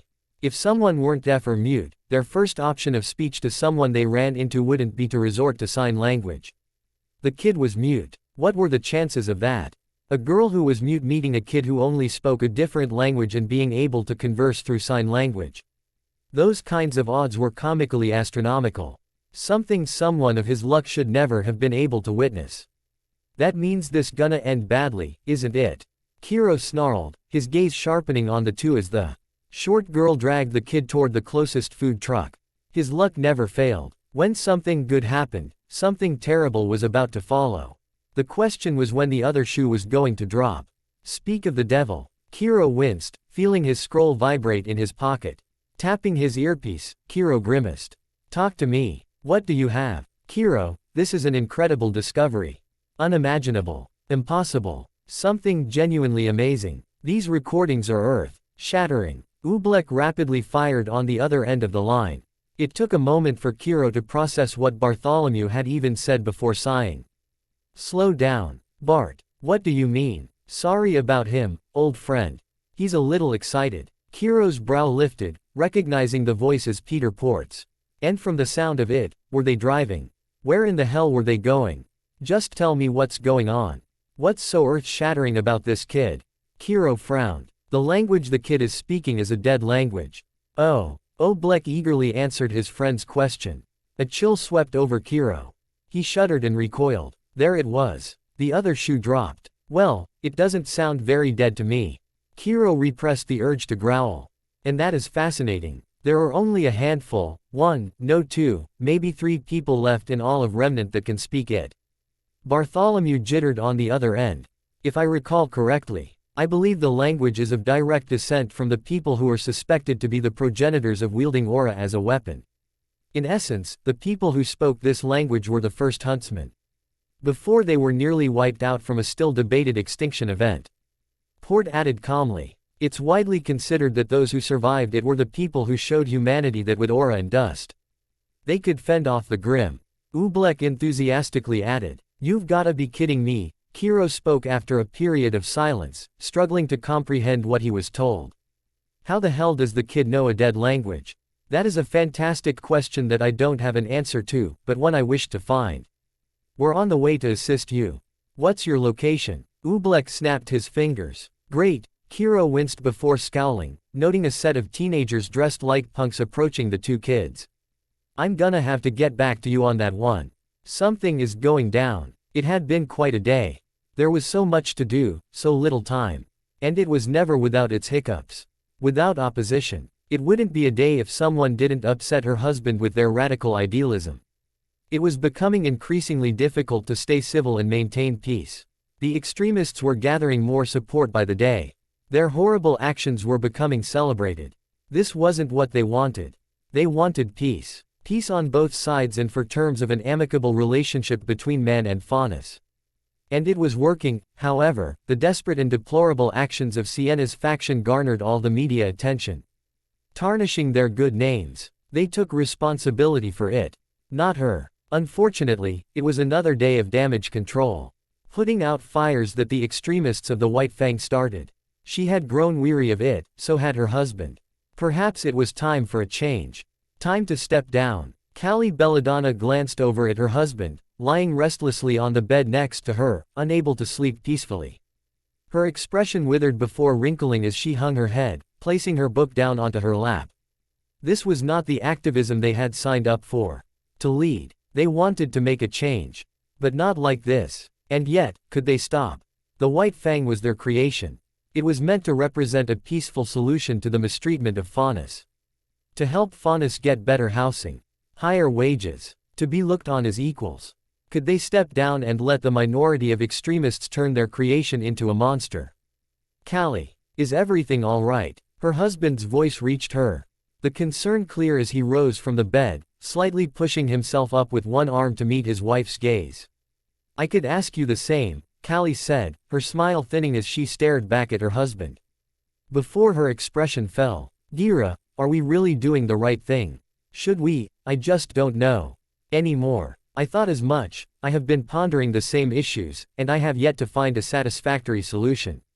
Every answer I come to leaves me angry at what our cause has turned into. Left me wondering, is this the kind of world I want to raise Blake in? Gira exhaled, slowly pushing up and leaning against the headboard. Callie's expression softened, and with a thin smile, she reached up and gently placed her hand on her husband's bicep. And if we stop, what next? What world would we leave for Blake? For all of Faunus kind. Not a good one, Gira muttered, clenching his fists and repressing a snarl. With a deep breath, a firm resolve settled in his expression, and he stared ahead. This world is still worth fighting for. The White Fang is still good. We just have to reach the others and convince them that peace is the only way forward.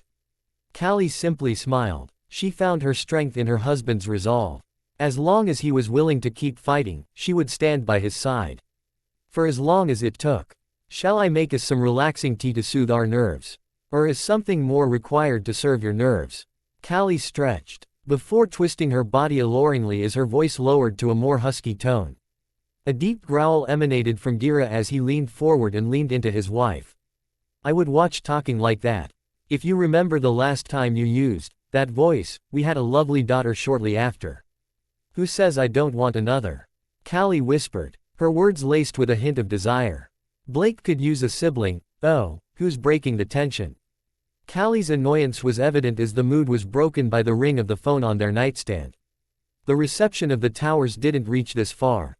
There was a terminal station with a minor tower that barely had the range to connect with Vale, so they stayed informed and updated to date on the news. However, besides that, they had to use more archaic technology to talk with one another. Hello. May I ask who is calling at this late of an hour?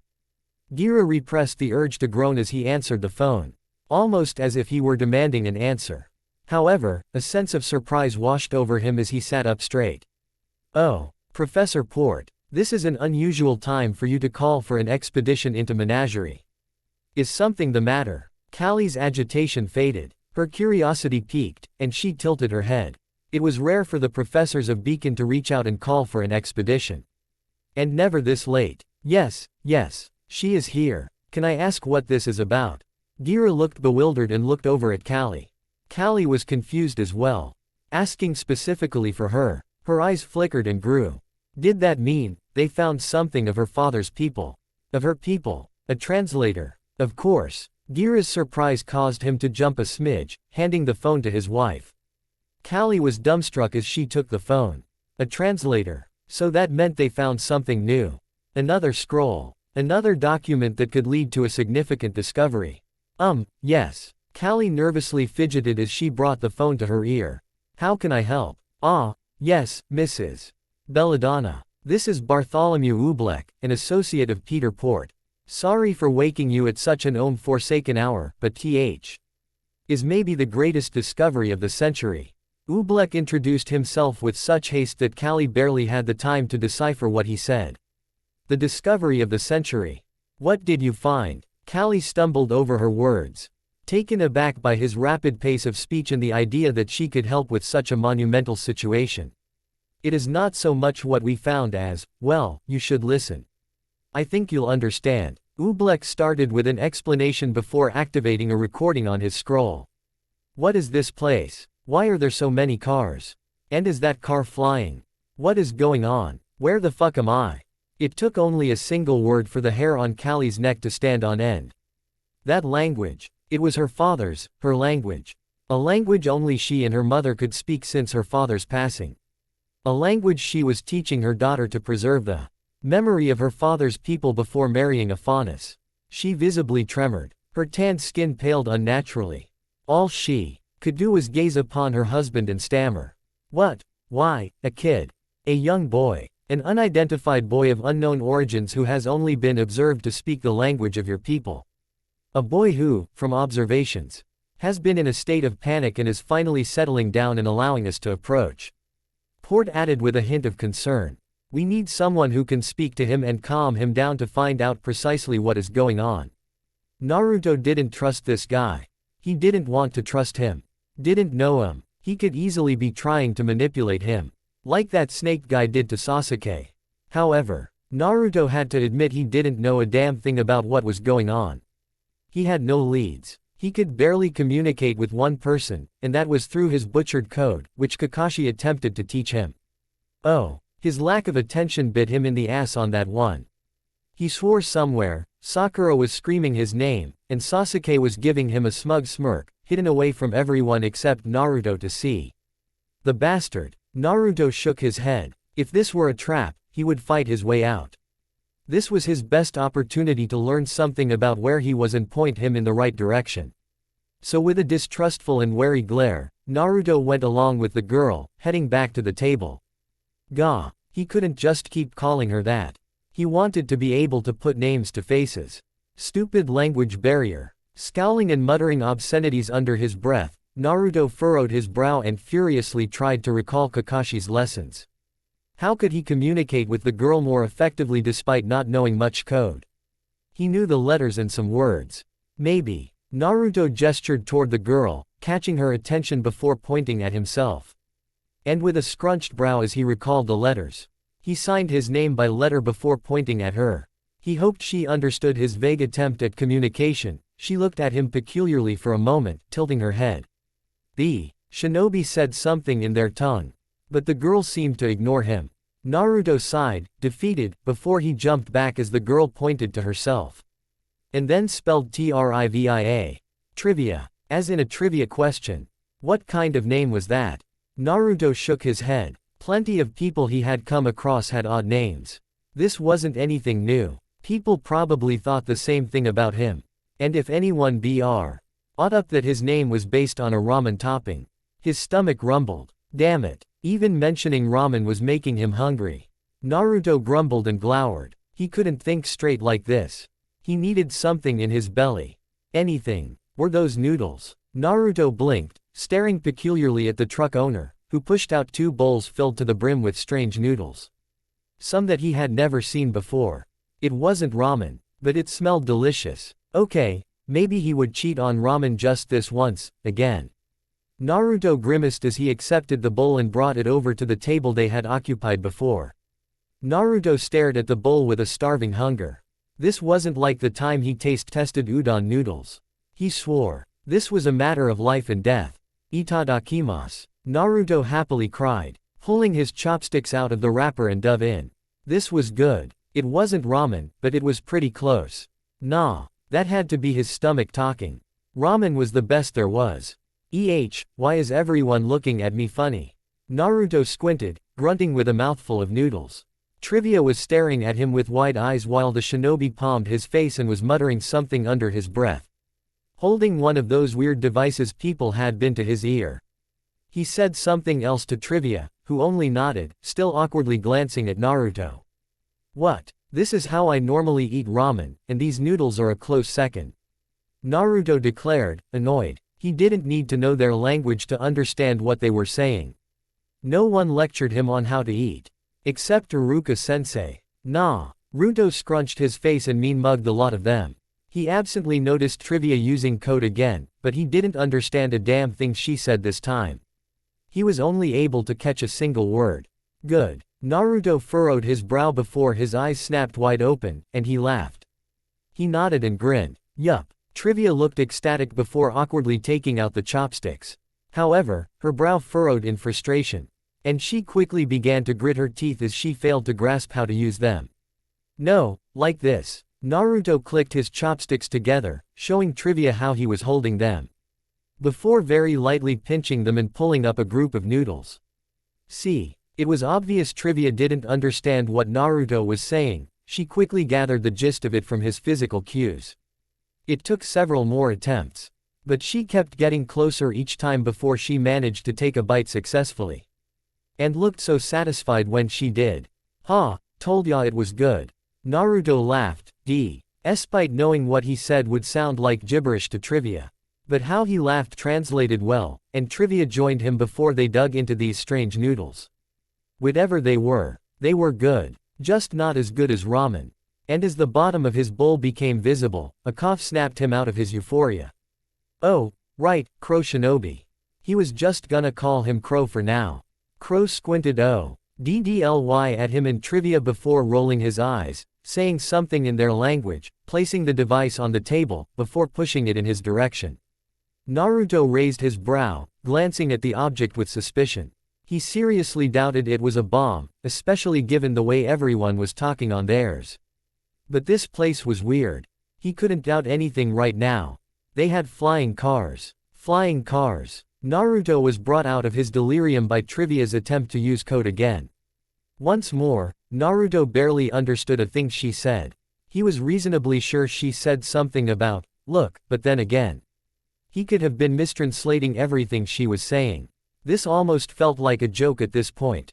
Like Kakashi was going to jump out at any moment and give him a lesson on why it was necessary to pay attention. He got it now. He'd try to pay more attention to boring lessons, okay. And he felt worse because Trivia palmed her face. She was getting frustrated by his lack of understanding. But it only seemed to light a fire in her as she squinted and furrowed her brow, trying to think of something. That was when she pulled out her strange device and pointed at it. She then brug it to her face and signed, look, as she stared at the shiny side. Trivia wanted him to pick up the phone and look at it. What was that gonna do? Wasn't he supposed to listen? Whatever, Naruto shish, rugged and followed her vague instructions, lifting the strange device to look at the shiny. Whoa, what the heck? Naruto fumbled with the device before barely snatching it from hitting the table. He lifted it again and stared at what was supposed to be the shiny side to see a woman's face. A woman with big cat ears. A cat lady who was talking to him. Hello. The cat lady asked through the phone, which had a strange, glitchy echo. Despite that word being the first he had understood all day, a sense of dread and panic set in for Naruto. What demonic sorcery was this? Ah, demon cat lady. Naruto screamed, pulling his arm straight back, preparing to pitch the possessed device as far away as he could. He already had to deal with the Nine Tails.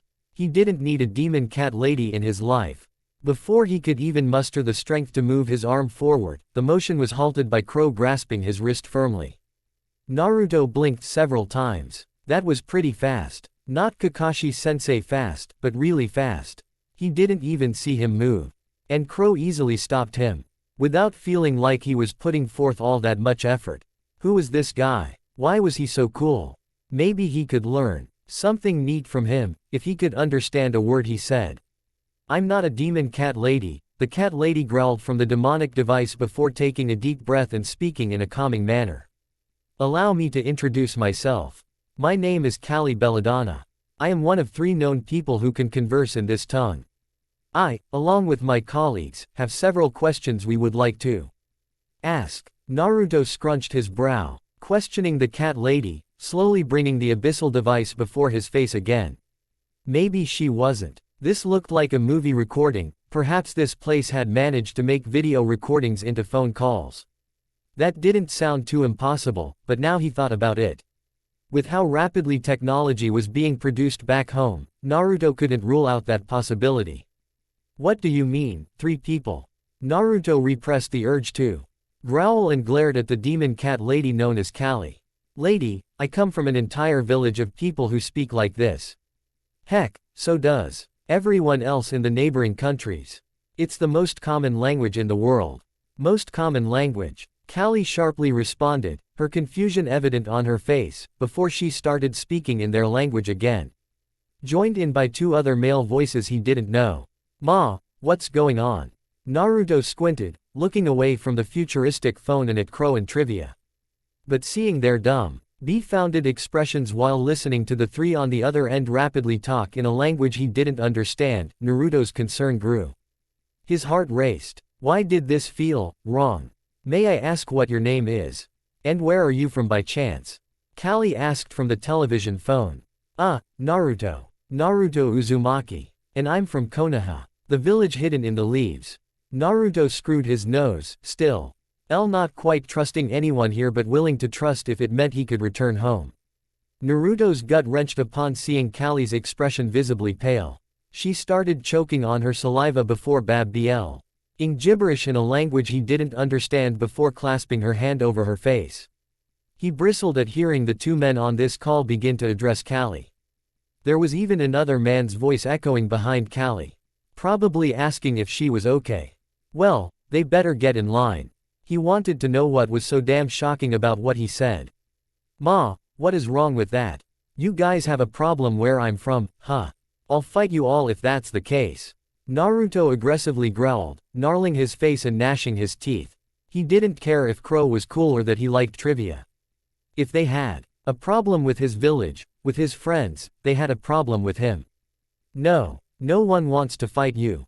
It's just, Callie responded in a panic, her voice raised before her words failed her, and she trailed off. Then why are you so afraid of what I said? Naruto demanded, barely restraining himself as he slammed his fist on the table with enough force to shake it. He felt a little bad as he startled Trivia, but he wanted answers. Damn it. No, he needed them. Naruto, what you said about you being from Konoha isn't possible. Callie expressed her concern, visibly trembling on the other side of where the phone call was taking place. And how is that not possible? That is my home. All my friends live there. Naruto all but screamed, ready to snap this device in his hand, and was just able to hold back. He needed answers first. Break things later. Konoha, Callie stammered, stuttering over her words. Meanwhile, her big, fluffy ears slowly curled before lying flat on her head, just as she gave them down and away. That was the village where my father's people descended from. A village wiped out long ago by an unknown extinction event. It had become relatively late. Kiro still hadn't returned or had even called. Tai exhaled, sulking in the darkness of his kitchen. His listless, almost vacant gaze stared into the shadows. A lingering darkness hung over him, clutching onto his heart and trying to drag him back into the void. He almost didn't want to fight it. There was a desire within him that wanted it to encompass him and swallow him whole once more. There was only one thing that gave him the strength to resist the call. Tag, you it. Ruby's giggly voice called out from the living room, running away from her sister, whom she undoubtedly caught. Ruby was a little speed demon. Yang, on the other hand, was all about brute. AHK. No, get back here. Yang cried out, desperately trying to chase her sister. Which then was followed by a loud bang and crash. Oh shit. Tai scowled at the foul language of his eldest daughter, then grimaced. He knew he was at fault for that. It was either him or Kiro, and right now, he couldn't blame his brother-in-law. He at East had tried to be here for his daughters. Be careful. Try not to break anything. Tai groaned, preparing to get up from the chair and check the damage, when he jumped at the sound of his scroll ringing. He snatched and grumbled as he answered. About damn time. Good to hear you haven't fallen back into that rut, princess. Tai glowered at Kiro's attempt at humor and good-natured ribbing. If he had been in the mood for it, he would have reminded Kiro of who wore the skirt back when they were in school, after losing a bet, of course. Yeah, whatever, where are you at? What happened? Tai pressed the anxiety welled within when he asked that question. He didn't want to appear weak to his friend. He wanted to demonstrate that he had enough strength to stand on his own two legs. Those a complicated set of questions to answer. Tai could hear Kiro's grimace. How exactly are those complex questions to answer? Tai scowled, a growl rumbling in his throat. Well, how else do I explain? Ain't that the kid is from the past and from some bizarre, magical bullshit has ended up in the current day. Kiro countered, clicking his tongue in annoyance. Tai hesitated with a response, his jaw slackening for a brief second. A confused sentiment washed over his expression before he shook his head. What? How? Okay, you won. That's not something I thought I would hear. What the hell is going on? Another question that is without an answer. Kiro bitterly responded before sighing. I don't know what to do with everything that we just learned about the brat, but it explains why he only speaks a language we don't know. Yet has been able to identify several relics and tell us what they were for. He even knows one of the techniques from one of the damn relics. Tai sat in his chair, flabbergasted. When Kiro first brought the kid home with Ruby and Yang, he thought nothing of it, outside of feeling an overwhelming sense of gratitude for him. Then, after that odd interaction at the hospital where no one could understand him. It was a lot of information for him to sort through. How the hell was this kid dealing with it? Tai, I have a favor to ask of you. Kiro gritted his teeth. Tai's gaze sharpened and narrowed, his growl resonating through his chest. Don't you dare ask what I think you are about to. Who else knows about magical bullshit than us? Raven and I were turned into birds by Oz's magic. We're the best suited to help the kid, Kiro countered. James would be a better candidate. He could help research and help the kid find a way back home if that is even possible. Tai Yang hissed, keeping his volume low so Ruby and Yang wouldn't notice. The kid appeared near your home, Tai. There is a great possibility that there is some sort of connection between him and this area. Answers for what happened. Staying nearby could trigger something and send him home. Kiro stood staunchly on his position. And if that trigger was to happen here, if something else comes in the future, or we are sent back, what then? Tai clenched his fist, unwilling to back down. Then we will deal with it when that situation arises. The ruins of the kid's home are on patch. This place is as much his home as it is ours, Kiro stated, firm in his resolve. Tai jumped in alarm upon hearing that fact. Those ruins were his home, where he had lived before. His heart throbbed in his chest. His eyes misted over, a sense of longing and loss for the kid welling up within him. He couldn't understand what it felt like to be thrown through time. But he knew what it was like to lose people he loved. Kiro, Tai bit his lip as the sounds of Ruby and Yang playing in the living room reached him. I can't. Tai, I know what you are thinking, I don't want to endanger them either. Kiro softly spoke before his voice sharpened. But without his sudden arrival, Ruby and Yang wouldn't be here. You owe the kid. At least give it a chance. The future. Was this really the future? Okay. Maybe with all the advanced cars and other things, it was, but how was that possible? What was going on? How did he get here? What could have happened to send him this far into the future? A future where ninjas were a legend. Gah, this was frustrating. Naruto bit his lip and repressed the urge to smack his fist into the car door. All these questions were ruining his first ever car ride. He was so damn mad and annoyed. The last thing he remembered was that he was fighting Sasuke. He was utilizing that cursed chakra and harnessing the power of the nine tails. He charged the Chidori while focusing on creating a Rasengan. The two attacks collided. He felt a sharp pain in his chest, over his heart. And then he woke up surrounded by those black anthropomorphic wolves trying to eat him. Was that all it took to jump, however many millennia, into the future that Callie had told him earlier? Time travel would be straightforward if it were. It could be easily replicated and possibly reversed. Maybe he needed to chat with the fox about this, if the bastard was willing to listen. And if Naruto knew of a way to talk to him without being chucked off a canyon or having his neck snapped. And he wasn't interested about being on the verge of death again anytime soon. Though he did appear before the fox to ask for more power against the damn wolves when they were threatening the little girls. He did, however, offer to cause more harm to himself. A tempting offer for the fox, Naruto was sure. Why do you only help me when I'm about to die or willing to break myself for others? Naruto rolled his eyes while rubbing his throbbing temple. He had been thinking far too much today. It was giving him a headache. Did he ever have a headache before? One that wasn't caused by slamming his skull into something else. Naruto shook his head. He couldn't think straight enough at the moment to give that an answer. His mind was a violent swirl of incomprehensible thoughts and emotions. He wanted to put all aside and concentrate on what mattered. Figure out how to get back home. He didn't know how, but if he was sent into the future, he surely could be sent back. Naruto guessed that was what these two scholarly individuals were trying to help him with. The city's imagery had changed, and after a long bridge, they had arrived at a relatively forested area. The cat lady said they were taking him to where Konoha lay. His gut twisted into knots. He felt a vile push into his throat. Naruto didn't like this. This all felt wrong. The trees in this area felt familiar, but there was something distinctly off about them. He couldn't identify why that was since they looked like the same trees he remembered. Naruto didn't know. Something about them was different. His unsettling feeling only grew as the road grew bumpier each second. The road felt untraveled. He would prefer to have gone on foot if it was going to be this rough.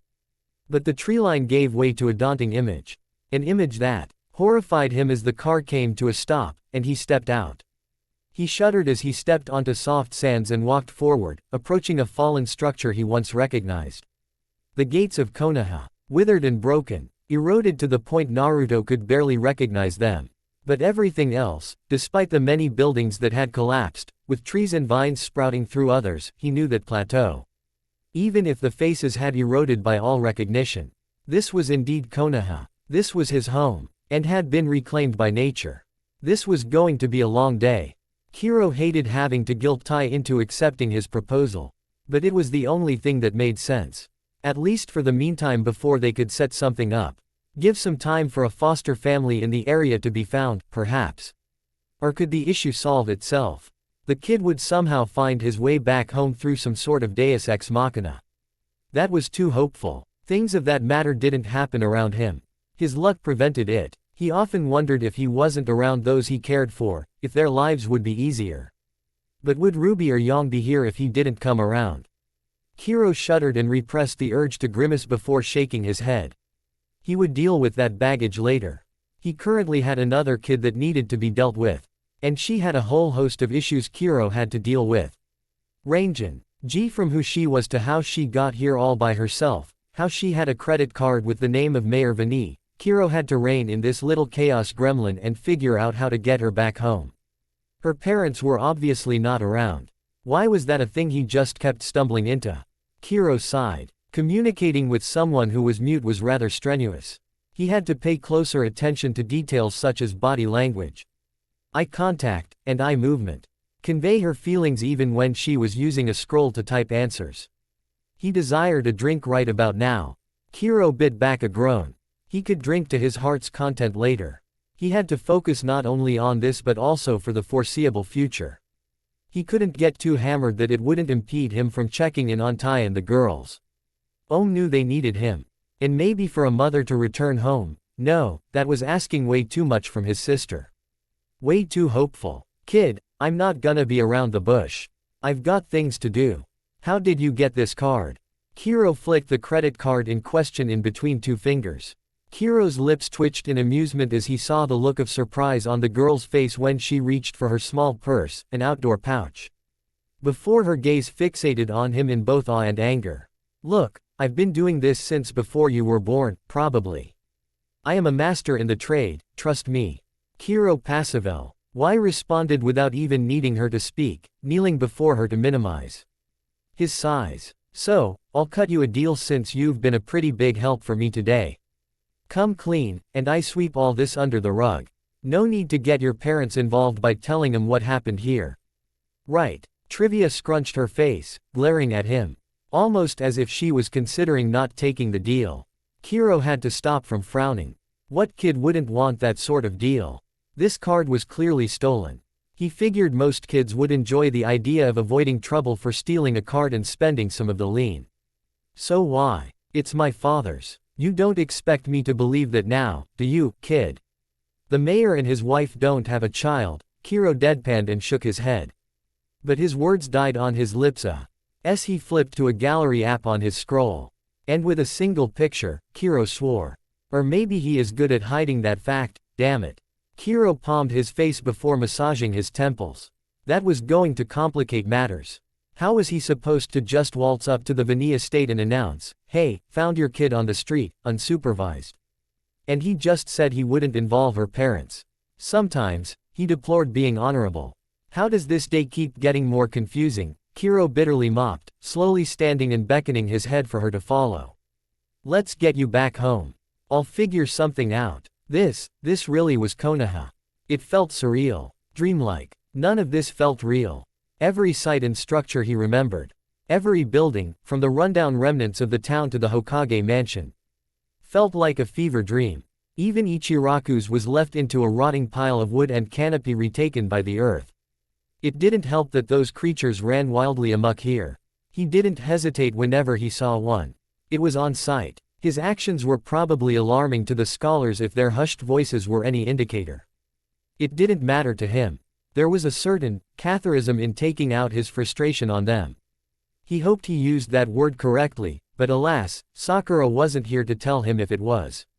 Kakashi-sensei, Iruka-sensei, Tsunade, Pervy Sage, all his other friends.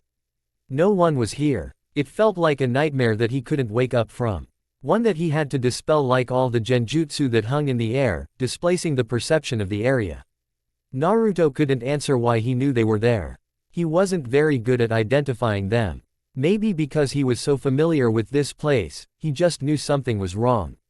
Or was something guiding him?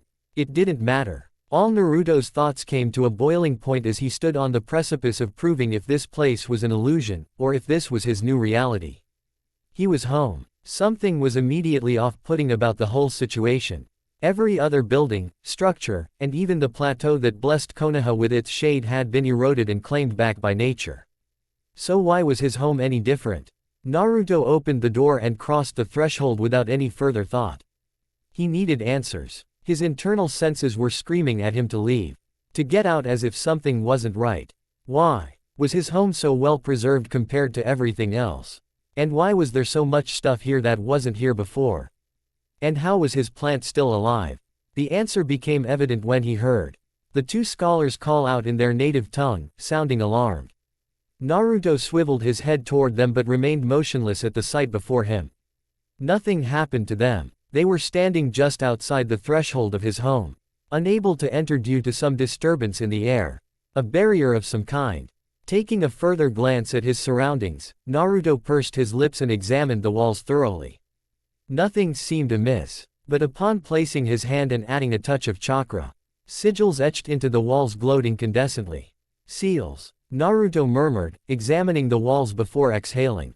He didn't know a damn thing about most of them or how they worked.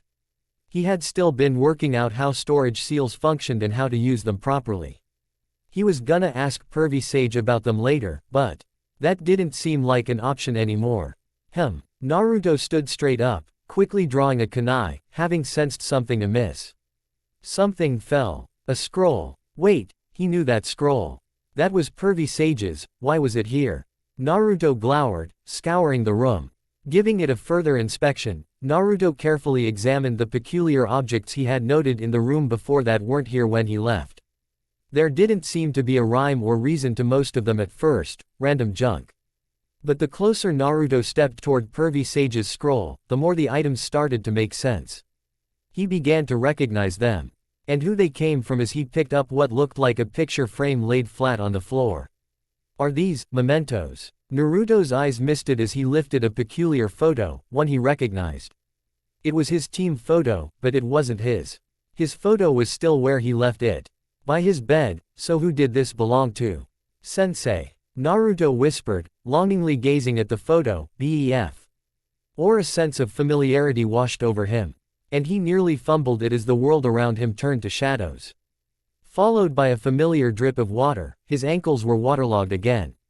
Naruto stood before the fox yet again. The creature standing maliciously as it leered down toward him. Ah, finally come home to learn the truth, I see. Ma, what the hell does that mean?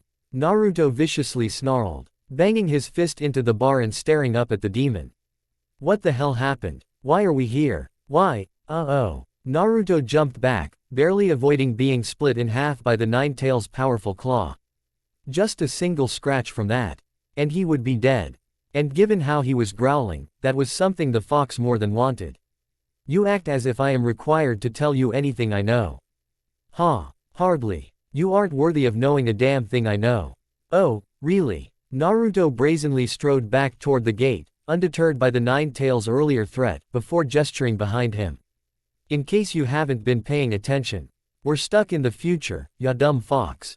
If y'all want things to get back to normal. Who says I do? The Nine-Tails smirked, its malicious grin made all the more imposing by the impressive size of his canines. I am pretty comfortable with things as they are. It is you who is bothered by them. Naruto repressed his urge to growl as he recoiled. He should have known acting like that wasn't going to work on the fox. Why would he want things to return to the way they were? This probably benefited him somehow. But I'll humor you. It's up to you, however, to determine if I'm telling the truth or not. The Nine-Tails pressed its mighty maw and nudged the bars forward with its incredible strength, even if it was only by an inch. They still moved. It meant he was getting more powerful, or the seal was weakening. Take that worthless pervert's scroll. It holds the key of coercing me to talk. The Nine-Tails malevolently grinned, a hint of amusement glistening in its evil crimson eyes as the fox's chakra welled and bubbled from the gate. Once you learn that secret, I might be more open to conversing with a maggot such as you. Now be gone. Naruto was blown out of the mental mindscape and back into reality, standing before the scroll as he was prior. Screwing his nose as he looked down at the summoning contract, Naruto reached down and lifted the massive scroll from other mementos. Rolling it open to see if there was anything more than he remembered. Hold the key, huh?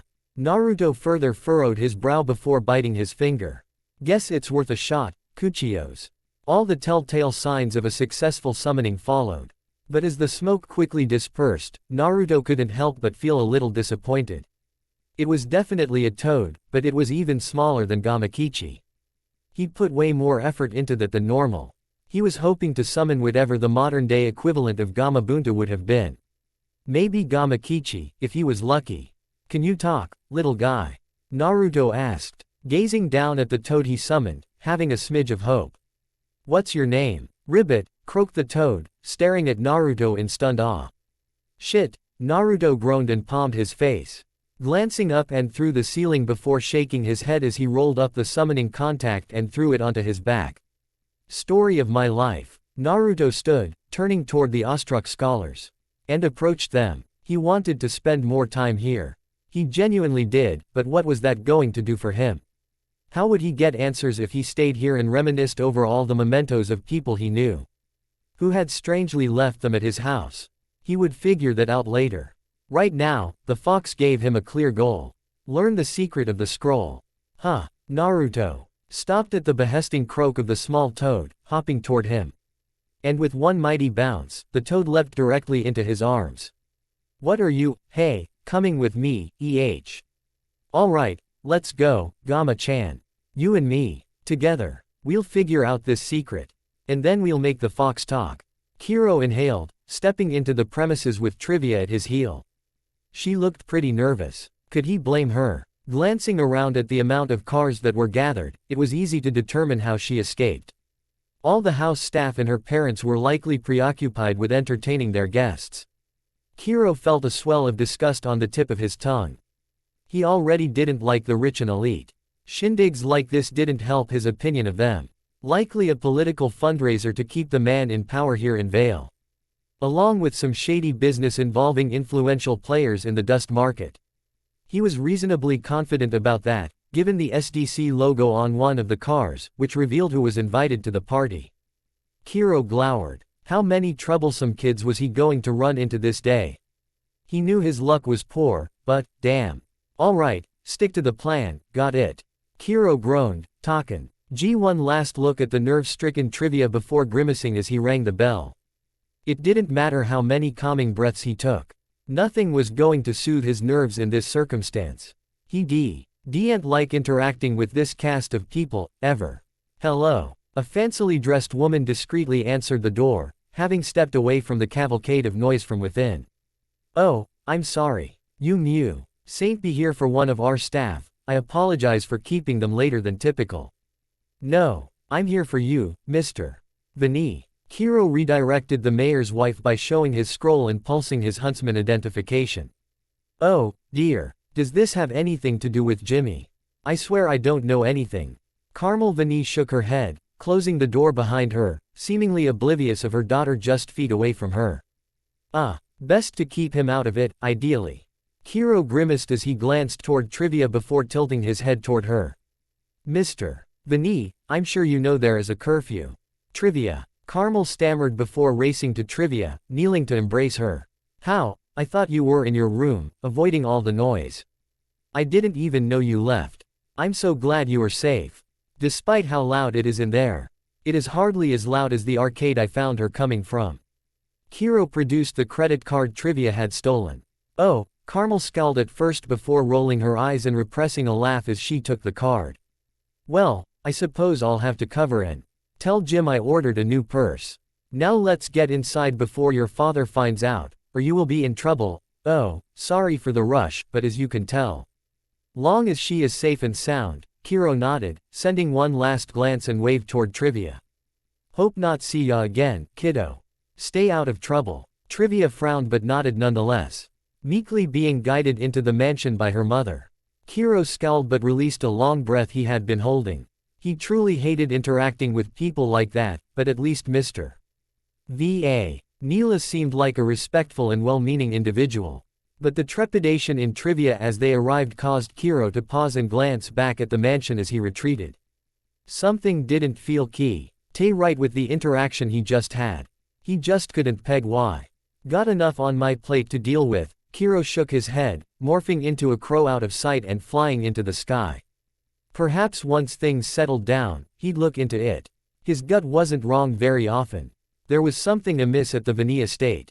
It was well after night. Where were they taking him? Naruto frowned. They hadn't left this island.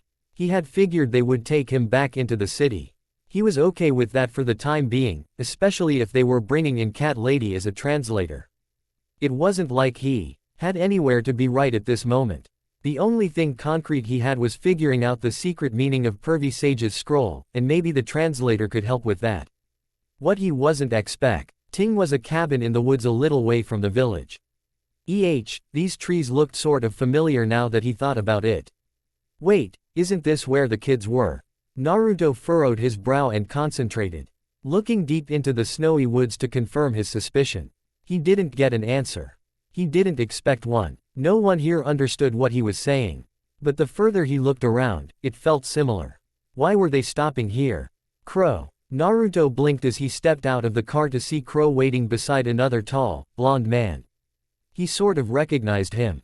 Was he at the hospital? And why was he giving a stink eye to Crow?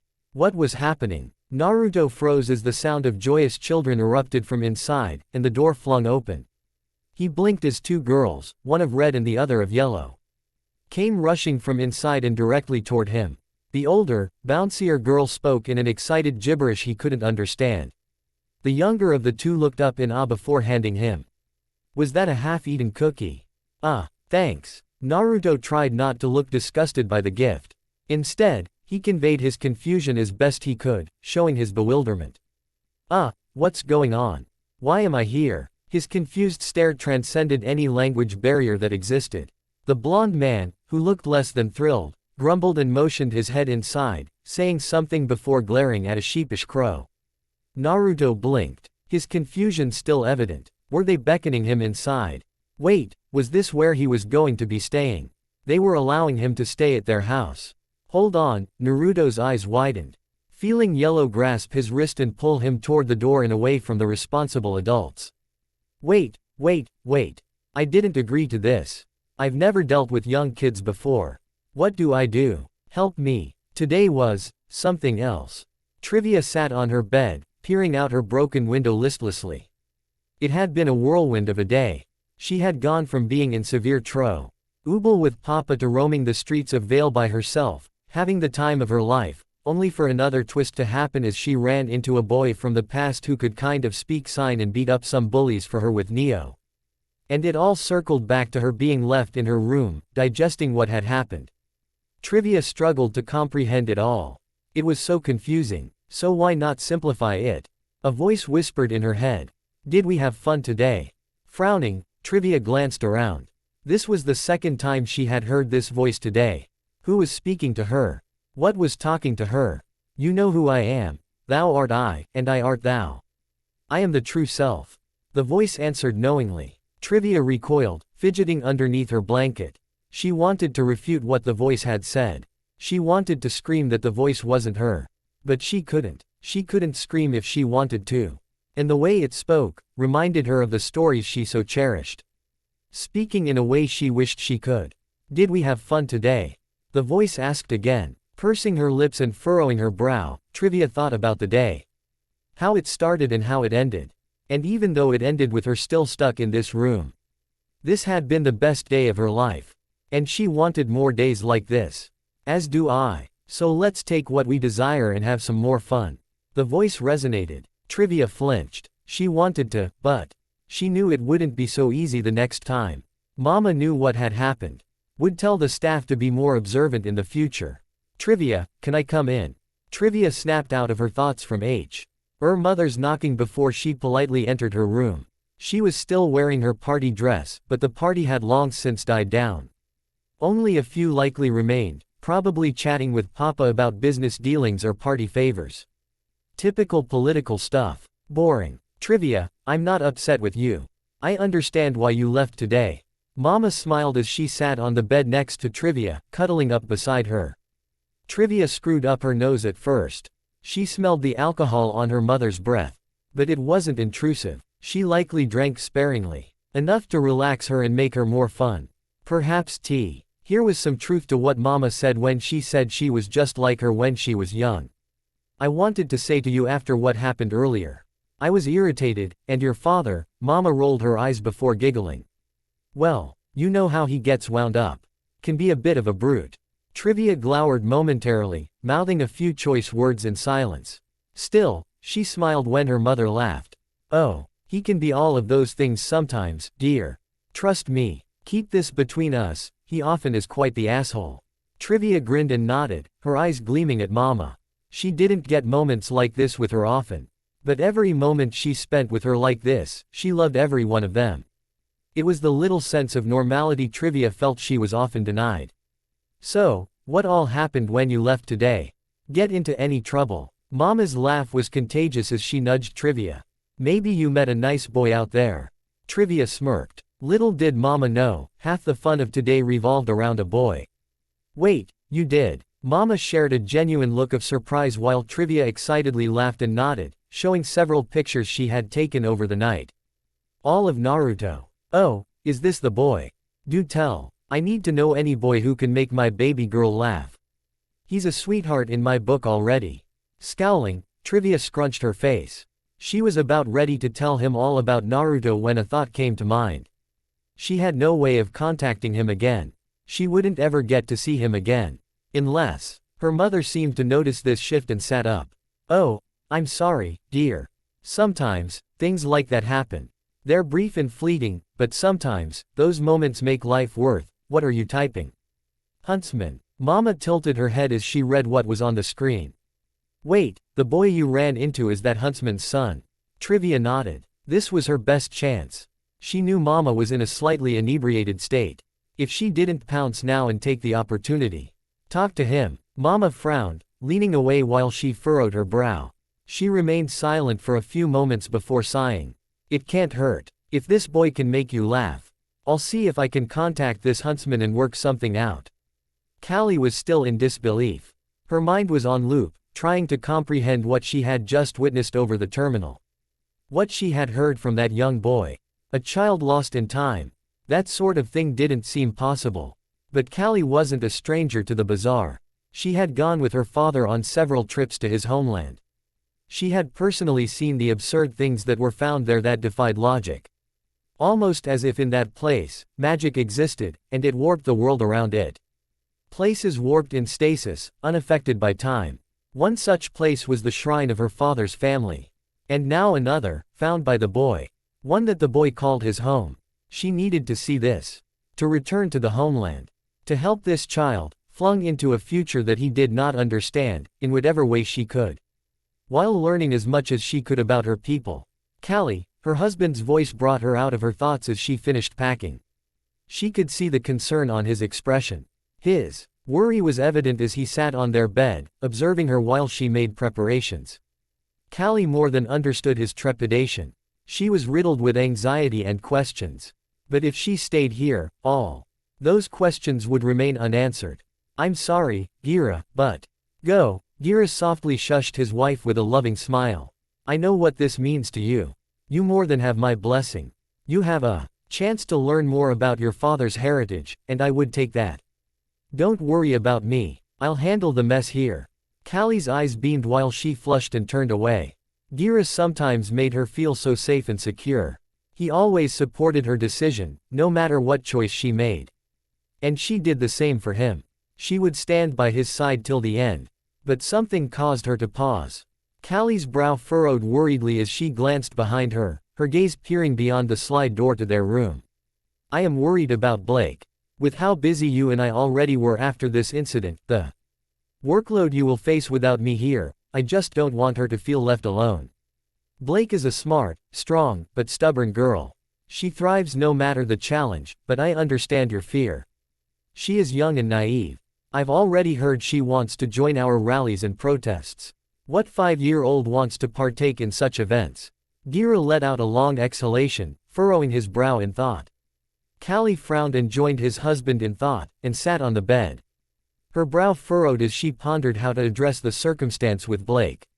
If she stayed with Gira, she would be surrounded by any people who would continue to impart their idealism and convince Blake that a child should join the protests. But what if I take Blake with me to learn about her grandfather's people? Callie pursed her lips, proposing her idea.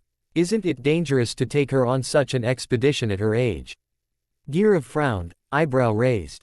I'm not taking her into the ruins, Gira. Callie scowled, her ears flattening momentarily.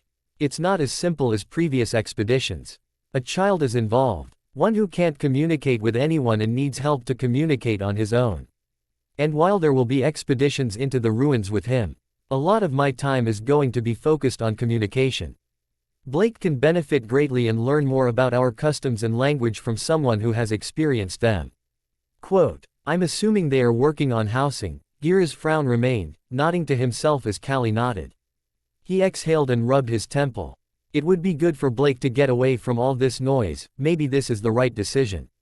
I've also heard, for the time being, they're placing him in a home with children around Blake's age. That could help her break out of her antisocial shell. Callie added. She knew her husband. He had been trying so hard to surround Blake with children her age, but she rarely got along with anyone in her age group. It was always children several years older than her. I concede. Gira swallowed his pride and nodded. The risks seem minimal. And as much as I despise saying it, with the issue Sienna pressed on me, I'll have little time to spend with Blake for the foreseeable future. I only have one request. Oh. Callie's brow raised, amused for she knew what he was about to say. How she loved her doting husband. He struggled to convey it, and with his intimidating exterior. It made showing his caring and docile nature even harder. He was meant to be strong and courageous. Show no weakness. Call every night before bedtime. Gira scowled before a softness washed over him. I don't want to miss our nightly story time. This morning had been unique. Naruto didn't have another word that matched how peculiar it had been.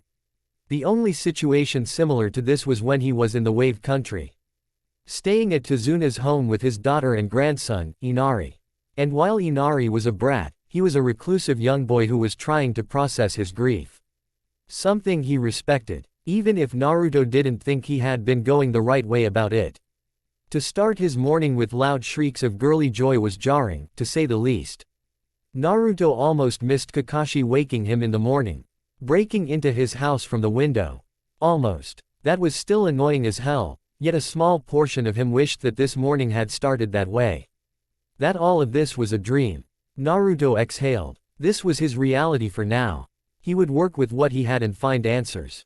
Find his way home. His lips quivered and he refrained from laughing, watching Little Red bounce before the table, excited for breakfast while Yellow was still trying to lead him, showing him the ropes. While this was all foreign to him, their positive energy was infectious. However, Naruto screwed his nose and repressed a gag. That smell. Was that coffee? Naruto glowered. He knew grown-ups seemingly enjoyed the beverage, but he had a particular disdain for it. It smelled awful. He wasn't gonna drink that stuff. No way. He'd stick to milk and tea. Noticing the fridge, Naruto made his way toward it and searched its contents. He couldn't read a damn label in here, but he knew what milk looked like. It was a cartoon, or in a plastic jug. Naruto shrugged. He was reasonably certain they were sold in jugs back home. He just never needed that much milk in a day. 1 cup every morning was all he needed. Tea and water sustained him for the rest of the day. Maybe some juice, if he had a few extra ryo to spend. What are you all looking at? Naruto scrunched his face, and glared at the astounded adults staring awkwardly at him before glancing at one another. What were they so perturbed by? All he did was grab the milk. Nothing special or strange about that. It was in tea, like he was walking up walls or something. That would at least maybe require some explanation. Yo, which cupboard has the glasses? I'd like to drink some milk, ya know. Naruto glowered, pointing to the milk before moving toward the cupboards, attempting to be as direct and blunt as possible to convey his message. Communicating with words was a chore. How did deaf or mute people do this? Lo seemed to pick up on his question and pointed him in the right direction. Naruto grumbled as he poured his glass, mouthing a few obscenities under his breath before putting up the milk before heading to the breakfast table. At least someone understands me. Now what is this? On the table, a plate was set out for him. Everyone else had something, so he assumed it was his. Naruto screwed his nose up again before shrugging. Sitting at the table, he wasn't gonna turn down a free meal. He liked bacon and eggs, but it was no ramen. Naruto was accustomed to making his breakfast, so it was a lit. Strange to see a plate made out for him.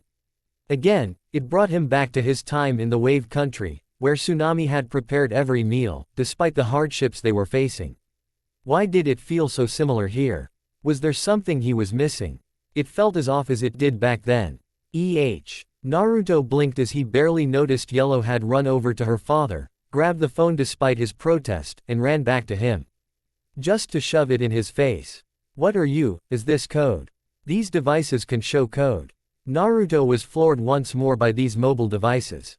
They were handheld computers. The future was fantastic. Play. Naruto said incredulously after a moment of intense staring, attempting to decipher the sign with his rough knowledge at best. The only reason he knew this was that the same day Kakashi began to teach his team, Naruto ran into Konohamaru and wanted to show off to him and his friends while they played ninja. Naruto was his boss. He wanted to impart valuable knowledge to him, after all. Frowning, Naruto grimaced. He didn't want to make her sad, but he had a goal he needed to achieve. How does this thing function? There. Naruto squinted as he took the scroll, fidgeting with it until he learned he could scroll through code with a swipe of his finger. That was pretty neat. It allowed him to run through all the code signs until he found no and train. Sorry, I can't play. If I'm gonna get answers, I've got to train and figure out this secret to Pervy Sage's scroll. Maybe later, okay. Naruto sadly shook his head, maintaining a smile. Naruto immediately regretted his answer. He felt his stomach twist into knots at seeing how heartbroken not only Yellow looked, but Little Red, too. Their faces were twisted into an adorable abomination of teary eyes. And the most pathetic expressions he had ever seen. What was this sensation? This was horrible. He had to do anything to stop it. Okay, one game after breakfast. Naruto rapidly responded, holding up a single finger. Hoping the girls understood. Then I train, got it. Seeing their exuberant reactions and joyful cries, Naruto released a thankful breath. If they kept giving him looks like that, this was gonna be a long stay. He couldn't resist those faces. Taiyang could feel the headache coming on as he rubbed his temple, staring out the window as his daughters played in the yard while he cleaned the dishes. He was thankful their sound reached him, however. The void weighing upon his chest wasn't as heavy. But now he felt a migraine coming on. Are we sure this kid is from the past? Tai questioned as his attention shifted. Observing the kid sitting before the splayed out ancient scroll, reading and scanning it as if it contained all the answers to life. Maybe it did. I know it is hard to believe, Oobleck. Having just arrived and filled in on the situation, responded while containing his excitement. I still believe it is the truth. While it is fascinating that he is aware of many modern conveniences, it is even more astounding that he was able to uncover what he did in the ruins of the Hidden Leaf. He navigated that place as if he knew it like the back of his hand. I guess, Tai sighed, placing the last dish on the rack. But that raises so many more questions that don't have answers. Just how advanced was their ancient civilization? Indeed, it does. It's why I ask Kiro if we could house him here for the time being until we can establish some sort of response for this unprecedented situation. Oobleck responded before exhaling. You are a true scholar and can identify those strange occurrences. Seek answers for those questions that arise. I really don't want to. Tai repressed a growl and threw a shaded glare at Oobleck. But I'll do it for now until you find something more permanent for him. Quote, I owe the kid that much for what he has done for me. This was a peculiar evening. Trivia sat down at the dining room table, noticing the absence of Mama. Papa was sitting in his spot as per usual. But Mama wasn't anywhere to be seen. Your mother won't be joining us tonight, Trivia. There was an impromptu alum meeting at Lady Browning's. A fundraiser of some kind, I imagine. Papa informed Trivia about her missing mother's whereabouts. Trivia frowned, nodding in acceptance. That did happen a couple of times throughout the year. Every time was awkward, however. Eating dinner alone with Papa was always an experience. Usually, a silent dinner without much of an exchange. At least with Mama around, she included her in the conversation, or when they were alone, engaged her directly. This time, Papa said something to her directly, without prompting, or without something having happened beforehand. Progress. Trivia, I have something to discuss with you. I would have liked to have done this with your mother present, but pressing matters have changed, and she has given her blessing for me to inform you of a change we will be making. Papa stated matter-of-factly. Trivia repressed the urge to groan and flopped her upper body onto the table. Another change. Great. This would go wonderfully. Just like all the other failed attempts.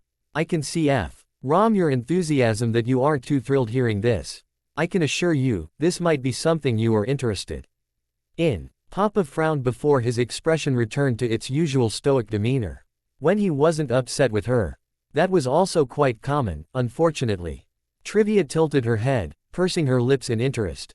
Something Papa thought she might like. What could that be? He barely conversed with her.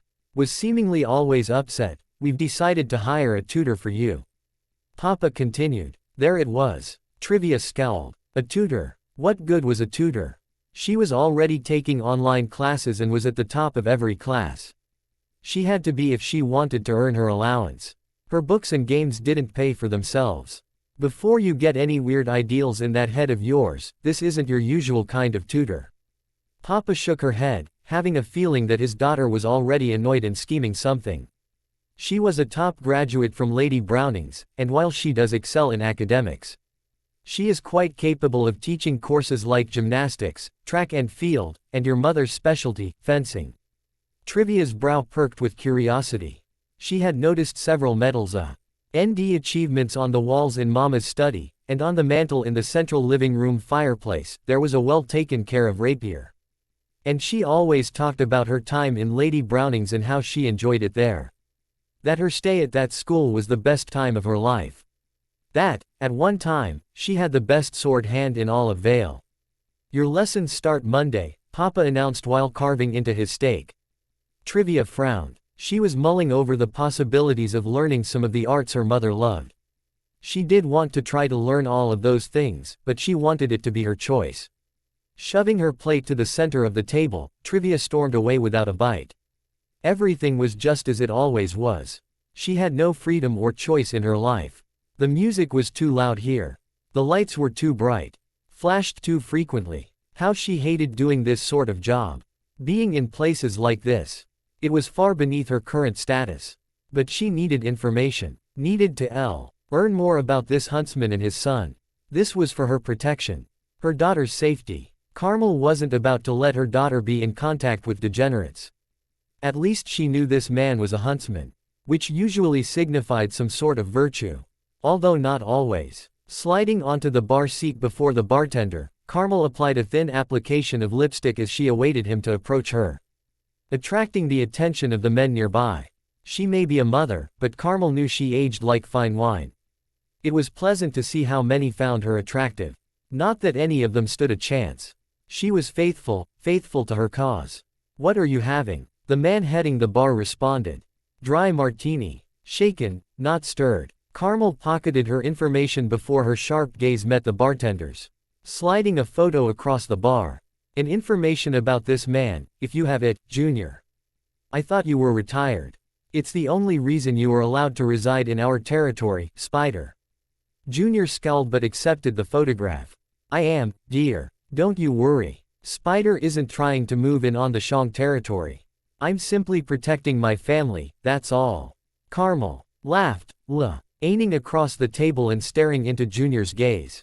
I'm calling in a favor. I need to know everything about Kiro Bronwyn. My little girl is smitten with his boy, and I want to make sure there is nothing shady about him, understand? Another morning. Another day, he was still here. Naruto sighed as he rubbed his eyes, sitting up in bed. With a quick glance outside, he yawned upon seeing the snow drifting to the ground. It was going to be another cold day, where the snow and ice would stick to him. Ma, it's almost better to stay indoors. Naruto shivered before scowling. Konoha was cold. Nowhere near as cold as the snow country, but cold enough that, year-round, it was nice to have a jacket or coat, even during summer. But even during winter, it didn't snow often, a little here and there, but nothing significant. It had snowed every day he had been here.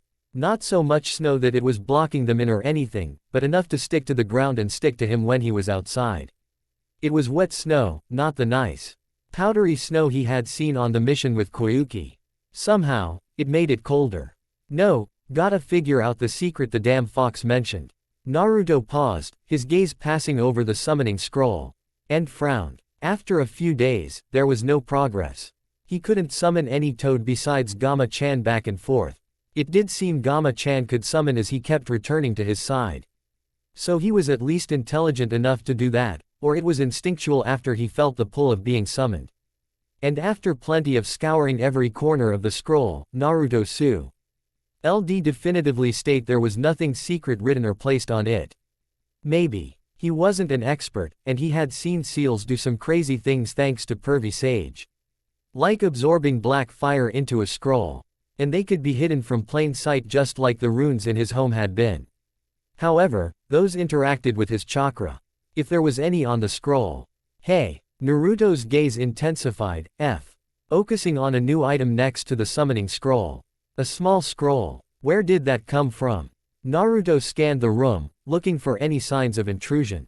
He was working on being a heavy sleeper, but didn't think anyone in the house would have used a scroll to try to communicate with him. Yellow had been using her father's phone to show him signs. That was about it. He carefully slid out of bed and moved toward the scroll. Naruto was still wary, but his curiosity about who would leave such an item in his room got the better of him. And then expected him to read it, being unable to read the language. What? This is, Naruto's eyes grew disproportionately as he unraveled the scroll to see a language he was familiar with. His language. Naruto's blood ran cold. Where did this come from? How did it arrive here? Why was it in such good condition if all items from his home were old and decrepit? All these questions ran wildly in Naruto's mind as he read what seemed to be a title on the scroll and its author. Precision Chakra Control. Tsunade Senju. Naruto could feel his thunderous heartbeat as it raced wildly in his chest. Where did this scroll come from? Why did it appear here? How was this even possible? And most importantly, was this really from Granny Tsunade? For the first time, the weight of his situation finally settled in Naruto's mind. A small part of him held on to the hope that this was a dream. An illusion. But each day, he woke up and was still here, slowly causing that line of thought to dissipate. Despite that, he held on to hope that there was a chance to return home. That there was a way to reverse this situation and return to his friends. Return to Konoha where, and when, it was thriving. Warn them of the future. But now, with this message suddenly appearing, the first sense of doubt crept into his mind. However, Naruto was firm. He took a deep breath and calmed down. He wasn't quite sure why this had appeared in this room, he was confident that this was his friends somehow defying all odds to assist him. Send him the means to return home. Maybe that's the secret to the scroll. Naruto pondered before glowering. Why would the fox tell me about something that involved my friends? Doesn't he hate? Gama-chan's croak interrupted Naruto and broke him from his thoughts. He turned around to glance at the toad, sitting on the corner of the bed, alerting him to a small presence slowly waddling in his direction. Dressed in full winter gear. Little Red. Naruto blinked, staring at her in wonder. How did he not hear her come in? He glanced at the door to see that it was wide open. How did he not hear the door open? Naruto scowled. He didn't think he was that absorbed in this discovery. Alright, we'll play here in a little bit, okay. Yuto ruffled Little Red's hair and gently pushed her toward the door, shaking his head. She might not understand what he was saying, but his body language and tone were enough. You gotta let me get ready first. It's not even breakfast time yet. He had become a certified chef and dishwasher. With this many people in his house, showing up for meals, he had to cook and clean more than he was acclimated to. And yet, it didn't seem like the worst thing in the world. It was strange. Tai didn't know why, but his daughters flocked to the boy without concern or heed that he was, in all essence, a stranger. It could have been that he had saved them from the grim, but it felt like there was something more to it. Tai couldn't put his finger on it, but they were comfortable in his presence. However, that necessarily wasn't a bad thing. Hearing the cheer and laughter of his daughters brought warmth to him. The coldness that gripped him no longer held the same hold. Tai was in control, SMI. Ling as he watched his daughters play through the window. And despite there being a language barrier, Ruby and Yang seemed very adept at communicating with him through simple gestures, or by wearing certain clothes. He supposed the younger someone was, the less these things felt like an obstacle. They still often had to express themselves similarly. Well, Ruby did as she still hadn't quite got a grasp on how to speak properly yet. Yang wasn't too far removed from that period of her life, and she was constantly communicating with Ruby, so it wasn't a far-fetched idea. Or the kid was good at picking up on subtle clues from them. He still had difficulty communicating with anyone other than through simple means. Sign language did assist, but his vocabulary in it was limited. Very limited. He was likely in the process of learning it from his age, but that raised so many more questions. How is it that despite their language differences, they shared something as complicated as sign language? Or that it even existed in his time? Sign language's origins were murky at best, so perhaps its roots did come from his people. There were so many questions, but few answers. Without a translator, Tai glowered as the window suddenly opened, and he had to shift his head to the side as a crow flew into his home. Damn it, Kiro. Use the door. Good morning to you as well, sunshine. You're looking less dreary by the day. A magical glow shifted around Kiro as he reverted to his human form, strolling toward the coffee pot. Tai glared, seething at his brother-in-law. He knew the rules of the house. He was breaking them on purpose and it was pissing him off. Might want to pay attention to what's going on outside. The girls are starting to try to mimic the kid while he's training. Kiro jabbed his thumb outside as he picked out a cup and started to pour his coffee. Tai raised his brow, ignoring that Kiro had pulled out a flask to spike his coffee. He would give him a pass on that for now. He was feeling like he sometimes needed a drink, given all that had happened in such a short time. What the? Tai's eyes shimmered before he sprinted through the kitchen and out the kitchen door to observe better what he had seen through the window. To see his daughter's attempt to try and run up a tree and fail miserably, falling into the snow below after a single step. All the while, the kid was doing the same by simply walking, plucking what little remained of the leafage, while balancing them on his fingertips. Tai stopped, observing this peculiar act for a moment. Did Aura used to have this level of application? He shook his head. Fascinating as that was, he would make a note of that later. Tai turned his attention to his giggling daughters as they constantly fell into the snow. He leaned against the house, brow raised, but with a smile on his face. They weren't in any real danger of hurting themselves. They were simply pratfalling and having a blast with it. Dad, look at me, Yang proudly stated, trying again before flopping to the ground. Ow. Tai couldn't repress his laugh. Yang's reservations were starting to wane. She was slowly becoming more comfortable around him again. I'm the best there ever was. Believe it. Ruby tried again, this time with a full sprint, and made it 2 steps. Yay. Ruby extended her arms in the snow. I winning. What? No. Yang leapt to her feet and tried again, failing to get any further than before. Tai palmed his face and chuckled in amusement before shaking his head. Better set some ground rules about this game for them, can't let them do it inside. Might break something. Today was the day her new tutor would arrive. Trivia couldn't help but mutter and roll her eyes. She tapped her pen impatiently as she sat in the gym with her mother. This was abnormal. She was used to using her mother's study or the library. So why were they here? Trivia thought about it for a while, but shook her head. It wouldn't matter. Tutors never lasted. There were always a myriad of reasons why. They ranged from how frustrating she was to work with, due to a lack of communication, to instances where they felt they were an inadequate teacher for someone as gifted as Trivia. Trivia scoffed. Like she cared. She didn't like learning or school. So boring. It was never fun. Still, despite Papa thrusting this upon her without a choice, Trivia couldn't say she wasn't intrigued. Over the weekend, equipment she wasn't accustomed to was brought into the basement. In this gym that Papa never used to work out. But all of the equipment were things that Trivia was surprised Mama hadn't requested before. Gymnastics gear. From a balance to triple bars. There was even a floor mat. Mama seemed quite pleased. She had a twinkle in her eye as she gazed upon them. Perhaps the gym could be used after this tutor eventually flamed out. Maybe she could learn from Mama instead. The door opened, and a young woman descended the stairs into the gym. Or was she young? Silver hair was usually reserved for those much older, and her skin complexion didn't help matters. It was smooth, but it had a bit of ruggedness to it. Which was it? Was she old? Was she young? Was she Mama's age? Dressed in a feminine red suit, hands held behind her back, the woman greeted Mama with a bow and hug. Good morning, Carmel. It has been far too long. Trivia frowned. From their interaction, they seemed to know one another. Was she one of Mama's classmates at Lady Browning's? Indeed it has, Aurelia. Mama broke the hug, faintly smiling before she settled behind Trivia, gently nudging her forward and bringing the tutor's attention to Trivia. Ahem. This is my daughter, Trivia. Trivia, this is Aurelia.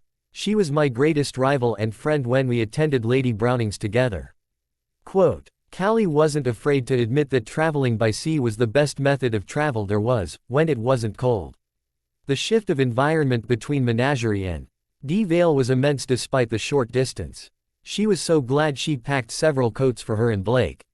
Still, despite all the technological innovations that make flying the fastest and most efficient means of travel, she simply preferred traveling by boat.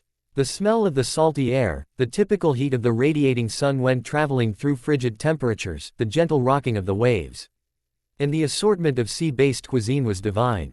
This was the best way to travel despite the extended time it took to arrive at one's desired destination. It took a week to arrive here on Patch, after waiting a few days for the ferry to arrive at Menagerie. Blake loved it as much. This was the first trip she had from Menagerie since being a babe, and she was soaking it all in. Maybe a little. Eat too much with the seafood, Callie laughed to herself, gingerly patting her daughter on the shoulder, watching as their vessel slowed its descent into dock. Is this where Grandpa's home is? Blake asked. Her ears cutely perked in anticipation. Yes, your grandfather was raised here in this very town. And on this island, our ancestral home lies, quietly nestled away from everything, taken from us by the Grim. Callie smiled and nodded, gazing longingly in the distance beyond the township. Blake stayed silent, letting the power of her mother's words wash over her, observing everything and not allowing a single detail escape her grasp. Callie proudly watched on, patting Blake on the shoulders once more before her ears lifted. A voice echoed from the dock, waving at their arrival. The eccentric partner of one of her father's trusted friends. I suppose it is time. Callie released a deep breath of nervous anxiety. There was no telling what was to come next. How many of the ideals her father imparted onto her would be tested or found untrue? How much would stand the test of time? A sense of excitement wrapped in a blanket of dread. But Callie pressed forward, taking the first steps onto a path she had made in more than a decade. You must be Bartholomew Oobleck. It's a pleasure to meet you. This woman was insane. Trivia faintly panted, sweat drops dribbling from her chin. This workout routine her new tutor was putting her through was impossible. Every morning started with being made to run a mile on a treadmill. Mama was adamant she wasn't to go outside, especially after Trivia snuck out. That was fine. A little strenuous, but she had never really exercised before. She could get used to that. It was everything that followed that Trivia was not prepared for. Lifting weights, switching daily between upper body and lower body, using the triple bars to do pull-ups, and learning how to flip on them. Balancing on the balance beam. Learning how to do flips and other gymnastic movements on the floor mat with the expectation to move those to the mat, eventually. All of this occurred within a span of 2 hours. How did she expect her to be able to do these drills? At least our psychotic tutor gave her a 30-minute break to recover and take a shower before starting regular class, which she was struggling to keep up with. Trivia was used to showing off her prowess and intellect, but the course's Ms. Aurora had stymied her. She was using material many grades beyond what she had been on previously, and expected to keep up. Trivia picked up on the subjects fairly quickly, but they were far more difficult than she had anticipated. Perhaps if we didn't dawdle, you could accomplish far more. Aurelia yawned, a twinkle of amusement evident in her gaze. Trivia glares daggers at Ms. Aurora, seething as she gnashed her teeth at the woman. She was pushing her buttons. She wouldn't like the result. You are far more capable than even you know. Already stronger than most of the students I've taught before. You're just lazy and want to have a good time. Unwilling to put in the effort, even if it can cost you everything. Aurelia sternly stated before her expression softened and her eyes glazed over. Trivia snarled. She almost didn't hear anything after being called lazy. She wanted to throttle Ms. Aurora and beat her down. But she did notice the shift in Aurelia's expression. The last statement she made was curious. Why did that feel personal? That's enough for now. Despite what I may have said, you have made excellent progress. You may take an extended break and take a shower. We'll start ancient history in an hour. Aurelia forced a weak smile. Trivia was not one to complain. She was already plotting ways to maim Ms. Aurora during this training, horribly. So Trivia accepted it with a nod, shuffling away and up the stairs, out of the basement. But she couldn't help but look back at her tutor and her downtrodden expression. She thought she was simply a strict but kind teacher, but now there was a new element to her. Something that resonated with Trivia. With a nod to herself, Trivia went up the stairs, wanting to make the most of her extended break. A new plan of attack formulating. She would expel her eventually. But not until she knew what made Aurelia tick. Naruto had never felt this frustrated in his life before. His situation wasn't great, sure. Being flung into the future, however many years he had been, was grim. But he held on to hope that there was an answer to how it happened. Why? And that when he had those answers, he could find a way to return home. The issue lay in that there was only one thing that held the answer, and the fox was being a vague asshole.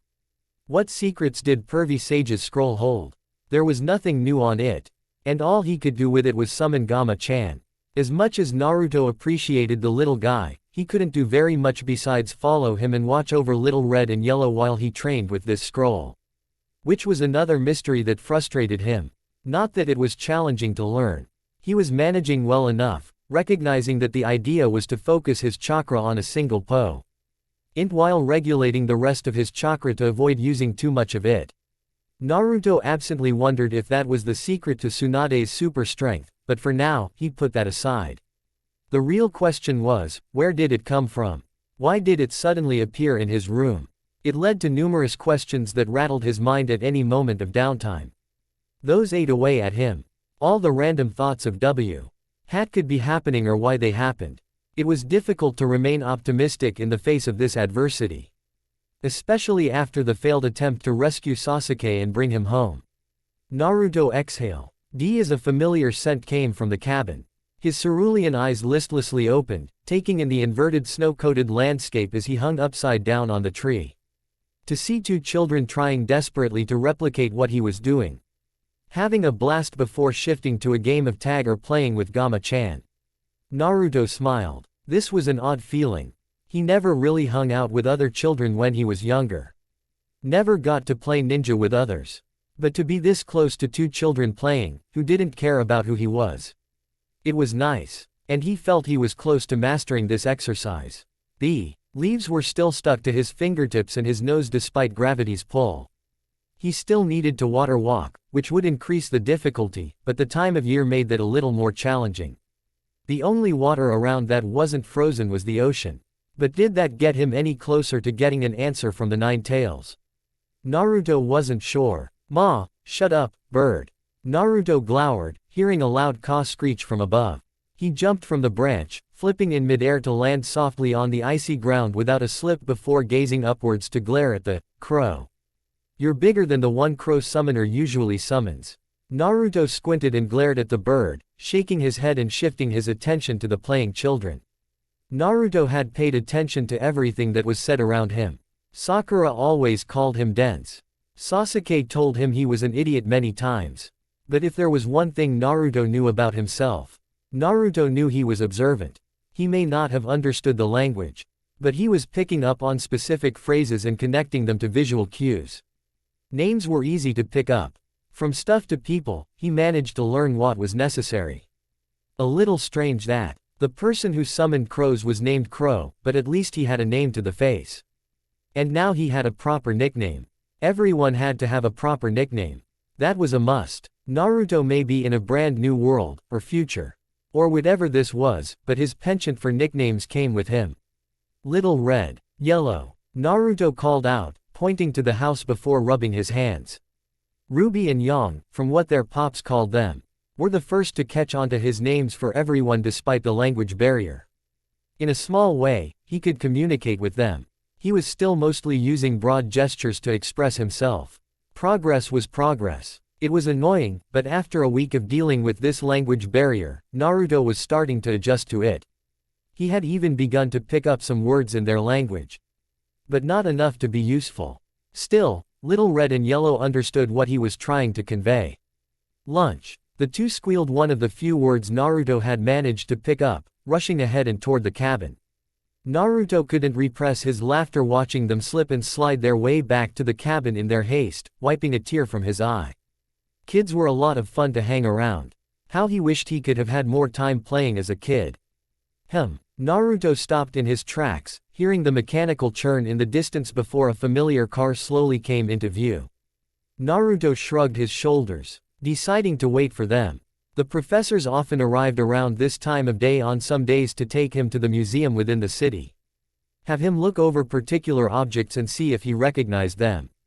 It was a little worrisome about how much he did recognize. Old headbands of the villages worn to where he could barely identify the few he knew. Ashen scrolls and letters that were no longer recognizable. But one thing caused Naruto's heart to grieve. One thing he was deeply connected to. The Forbidden Scroll. Naruto grimaced. Another thing to prove this was what he told it was. He wished to see it. But given its condition, it was best that Naruto didn't. They had to be very careful with it, and only in an isolated and dedicated room would they unravel it to scan the text within. They may be coming to show him those texts today. Hey, He could show him a thing or two if it was about shadow clones. Naruto blinked as the car came to a stop. He wasn't surprised when Hyper and Jolly exited. It was who came with them who caused him to pause. Cat lady. Naruto expressed his confusion as Callie stepped out of the car, assisting a smaller version of herself out of it. Oh, she had a kid. Why did she bring her kid? Naruto furrowed his brow thoughtfully, attempting to solve why they brought her out here if she lived far away. His eyes popped up, and he smiled brightly, waving toward them as he had a eureka moment. Oh, Hyper and Jolly must have brought you over to help translate for me. Good. I'm sick and tired of not being able to understand anyone. This was unnerving. Sitting in the living room, Naruto was excited that he could finally talk to someone, but he didn't know what to say. He had never met this woman before, beyond their brief phone interaction. There were also so many factors to consider. Many subjects swirled in his mind that Naruto wanted to ask, but he didn't know where to start. It was so frustrating. Thankfully, Cat Lady started the conversation. I apologize for taking so long to arrive and help. In Mengari, there is a lack of modern conveniences that the rest of the world has, and, to be honest, I prefer traveling by sea. Callie politely bowed before sitting down, offering an apology as she smiled. Allow me to introduce myself formally. I am Callie Belladonna. Naruto Uzumaki. Naruto nervously scratched his head before shrugging his shoulders. Didn't miss anything really. I've been picking up names of things so I can try to communicate. Trying to figure out how to get back home. Callie winced and grimaced. I see. Regardless, it is still quite impressive that you picked up on a new language so quickly without a baseline, even if it is only a few words. I guess. I have always been observant of OT. Hers around me to figure things out, didn't have much of a choice growing up. Naruto shrugged before muttering to himself. Not much of a choice. Callie's cat ears twitched, her head tilting in wonder before she shook her head. No matter. I can help fill that gap. Give you the tools to help learn and communicate. That's great and all, but I just want to find a way home. To see everyone again, you know. Naruto shook his head. He was appreciative of the offer.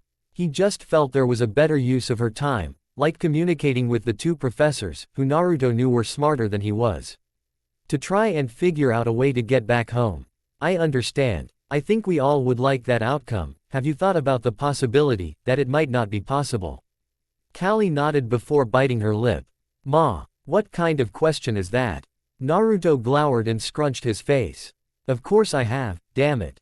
But what is the point of dwelling on such a thought? There's no chance I'm gonna give into those thoughts when there is work to be done and I can do something about it. Callie looked quite startled by his response. Her reaction slowly shifted to a more curious expression before she smiled. I absolutely understand. We will make time for that, I assure you. But I do have limited time, about 3 months, before I have to return home. I want to make sure you can properly communicate if this drags on before that happens. Naruto recoiled. Like he had told her, it was a distant thought in the back of his mind, but the idea that finding his way home could take that long left a bot. Ominous and Dark Pit nodded in his stomach. He didn't like that idea. But there was always the chance that this was his new reality. Yeah, alright. Let's get on with it then, cat lady. Naruto pushed that thought aside. Can you not call me that? Callie flinched before narrowing her eyes. Huh, why not? I call everyone by names, no matter who they are. Naruto blinked in confusion. Callie glared for a moment before exhaling. Shaking her head. I suppose you wouldn't understand, it's considered a racial slur to call a faunus that. Naruto raised his eyebrow before his face fell, his eyes glazed over. Remembering all the times he caught wind of the names others used for him. All the times people discriminated against him. I guess, Naruto solemnly started, before his eyebrow raised. Huh, wait, what was that word? Is there a term for people who have a connection to animals? Like my friend Kiba or that shark-faced asshole who threatened to cut off my legs before trying to kidnap me. A word for, Callie recoiled. A stunned expression crossing her features, leaving her a stammering mess before she took a deep breath. May I have a moment? I need some time to collect my thoughts. Sure. Naruto nodded, noticing how distressed Callie had become. He simply pointed out the door. I'm gonna go train and Before a thud followed by a jostling of plastic caught his attention as a game board was plopped onto the coffee table by Little Red, with big, shimmering eyes staring directly into his soul. Fine, we'll play one game. Naruto responded, exasperated and unable to resist the call as he held up a single finger. Then I'll go train. Callie's heart raced as she left Naruto to play with the children. Blake and Yang came down the stairs to join soon after, apparently hiding above and waiting for an answer. She was glad Blake was able to connect quickly with the family, but that thought was buried underneath the weight of what Naruto implied to her. At first, despite being the one to suggest it by how he spoke, Callie still felt reservations about whether Naruto came from the distant past. There could be many more explanations, however, experiencing it firsthand was something else. It was too much to take in. And the revelation Naruto had dropped at the end. Something that contradicted the records. Faunus had been. Is something wrong? The girl's father, Tai Yang, caused her to stop in her tracks, with a look of concern adorned on his features. Callie turned to face him, not even realizing she had transitioned into the kitchen without noticing. Professor Port and Oobleck were also in here, enjoying a cup of coffee in a friendly manner, likely having stayed behind to learn more about the boy or to discover something about their past society. What she had found was earth-shattering. I need a minute to catch my breath. From the way he speaks to some of the things he has already said, it is all a bit much to digest. Callie stammered, trying to catch her breath. It was jarring when she first heard him from over the scroll. Now being present to hear and see him personally. All three shared a look before Bartholomew spoke up. May I ask about some of what he has said so far? After you have caught your breath. Callie nodded, taking a moment to regather her composure and control her heart rate. Once she felt that she was in control, Lee took another breath as she faced the professors.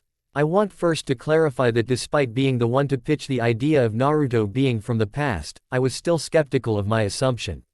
Now, having spoken to him in person and heard what he has to say, I've come to believe that is indeed the case. The way he speaks is, from lack of better terms, informal compared to the rigid way I've learned to speak. He uses slang I struggle to interpret. Callie iterated, wanting to impart the importance of what she had to say next. She was on call when they brought Naruto to Konoha and was aware of the startling revelations that were made from the visit. Callie waited for their acknowledgement before continuing. So when I say this comes from the belief he is from a time disconnected from our own. And that he recognizes what a faunus is despite all records stating we faunus are relatively young species. Bronwyn, the huntsman who brought her daughter home, whose boy stole her daughter's heart, was a member of the Bronwyn tribe.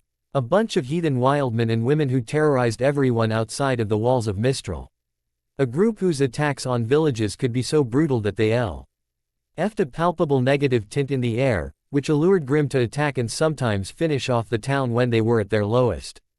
All of this information left a question that lingered in her mind. Why? Why would a man who came from such a tribe decide to take on a profession as noble as a huntsman? Someone who stood between them and the Grimm to protect humanity, and Faunaskind, of course. It didn't make any sense. There had to be more to it. And unfortunately, she knew of only one person who might have the information she needed. Carmel nervously made the call, twirling a finger in a loose strand of her hair. If there was a chance for her daughter to experience anything close to normality. Oh my, I didn't expect a call from you, Carmel. Did something happen, dear? You can tell me. A deep and husky woman's voice resonated from the other end of her scroll. Carmel fidgeted in her chair, overlooking her study. She'd purposely avoided contact with her for quite some time. She RRED contact with her Lady Beat, someone she respected. Someone she didn't have to fear. But she wouldn't be alone in that terror, at least. Many feared the power Lil Miss Malachite held. I need information, and you are the only person left who may have what I seek. Carmel repressed the urge to sigh, keeping her tone level and her voice clear. Oh, now that's interesting. Do tell. What information are you after? Lil Miss Malachite scoffed, but the interest was genuine. Carmel couldn't repress the urge to wince. She knew this would cost her something dear. It was a question of what her price would be. A huntsman visited my house almost 2 weeks ago, returning my daughter after she managed to escape the house without my knowledge. He has a son my daughter is interested in, however. Carmel explained the situation before being interrupted. Ah, young love. Of course it is. Why am I not surprised? It must run in the family. Lil Miss amusingly cut Carmel off before sighing. Give me the name and I will tell you what I know, my dear. Kiro, Bronwyn. Carmel shuddered, her eyes glazing over in reminiscence. Oh, she prayed she was doing the right thing, and it wouldn't end as it had for her. For her mother. That having 2 children of her own may have mellowed Lil Miss in some capacity. But she shivered at Lil Miss, who heartily laughed on the other end. This wouldn't end well. Now that is interesting. Carmel grimaced at Lil Miss's tone, fearing the worst. My dear, I will tell you everything I know, but in return. What I want is to make those bastards pay for always interfering in my business. Naruto didn't like losing. Even if it was a game, he didn't like it. But he gave Little Red props, she was damn good at that game. It was just a game of luck and drawing the right colors to move your piece. But she was terrific at it. I'll get better at it and win eventually, Naruto grumbled, running his hand through his hair before exhaling, glancing over at the kids. Playing tag. He laughed while shaking his head at them, heading to his usual spot to practice. The adults were all discussing something in the kitchen, and it was clear the siblings wanted to head back outside. Naruto could give them a break. He didn't see the harm in them going out while he was out there. It was foggy and the visibility was poor, but he could keep his eyes on them while training. It was just one more thing to concentrate on while he was working on this exercise. It wasn't a big deal. It had become almost second nature by this point. And if any of those stupid wolves showed up, he'd handle them before they could get close.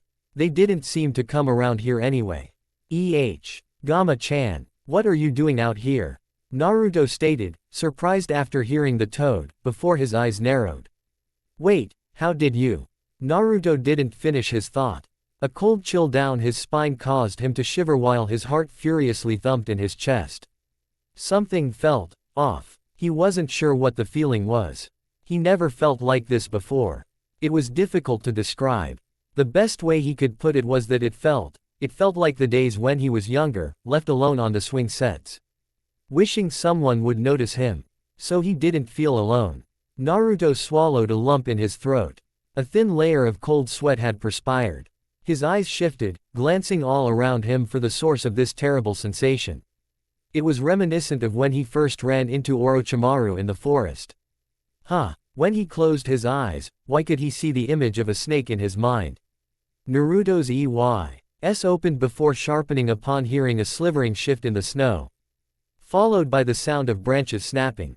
Naruto leapt away just in the nick of time. The tree he was standing by snapped in half as a giant fanged maw sprang out of the misty tree line. A snake, really? Naruto spat distastefully. Just as he was thinking about Orochimaru, a giant snake appeared. One that was sort of like the wolves. Wait, were they all the same? Screaming ensued as the children immediately saw what happened, or at least the tree being snapped in twain.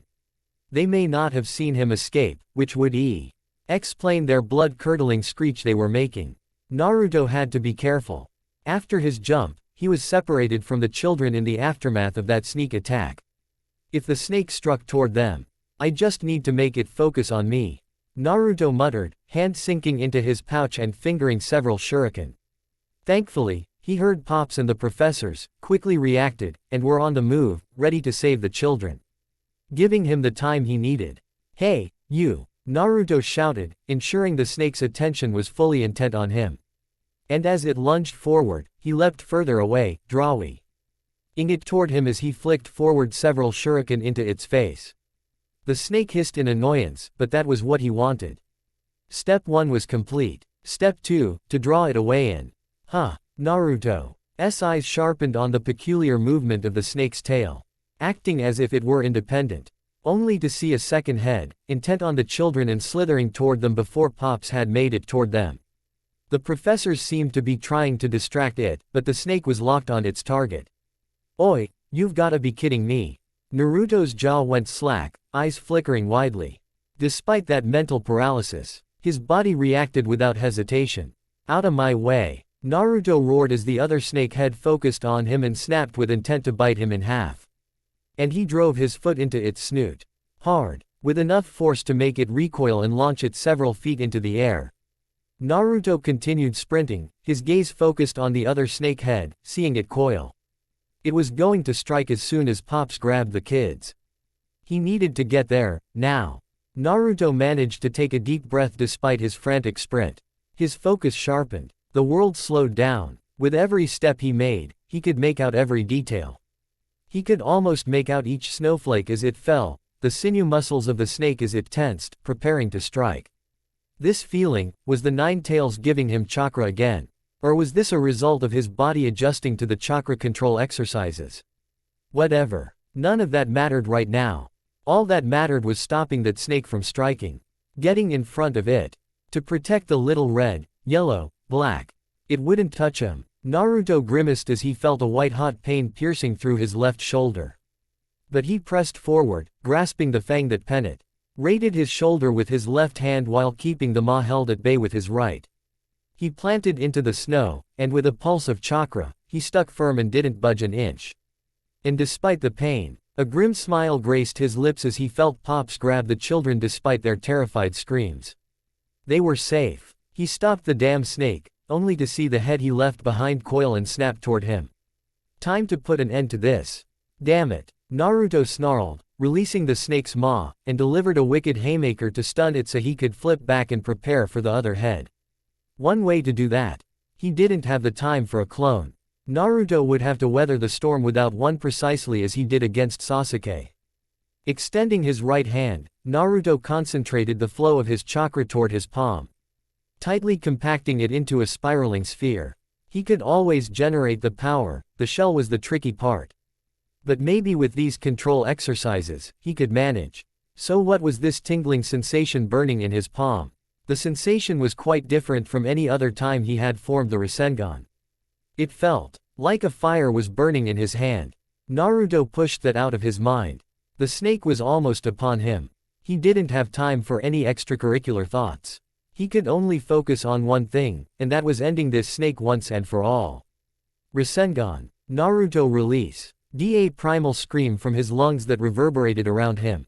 And he drove the spiraling orb of chakra directly into the open maw of the creature and snapped around. Everything was dark for a moment. But the blue light shone as a dark mist scattered around him and was blown back by an explosive burst. Naruto's aim was true as he went through the first head and directly into the second. It did not fare any better.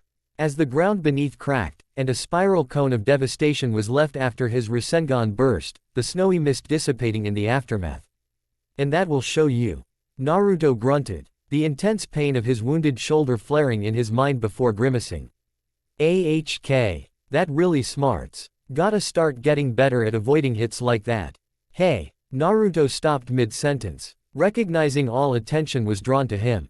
He sheepishly withered. His features fell downtroddenly. Naruto knew why. I'm sorry, I didn't think they were around here.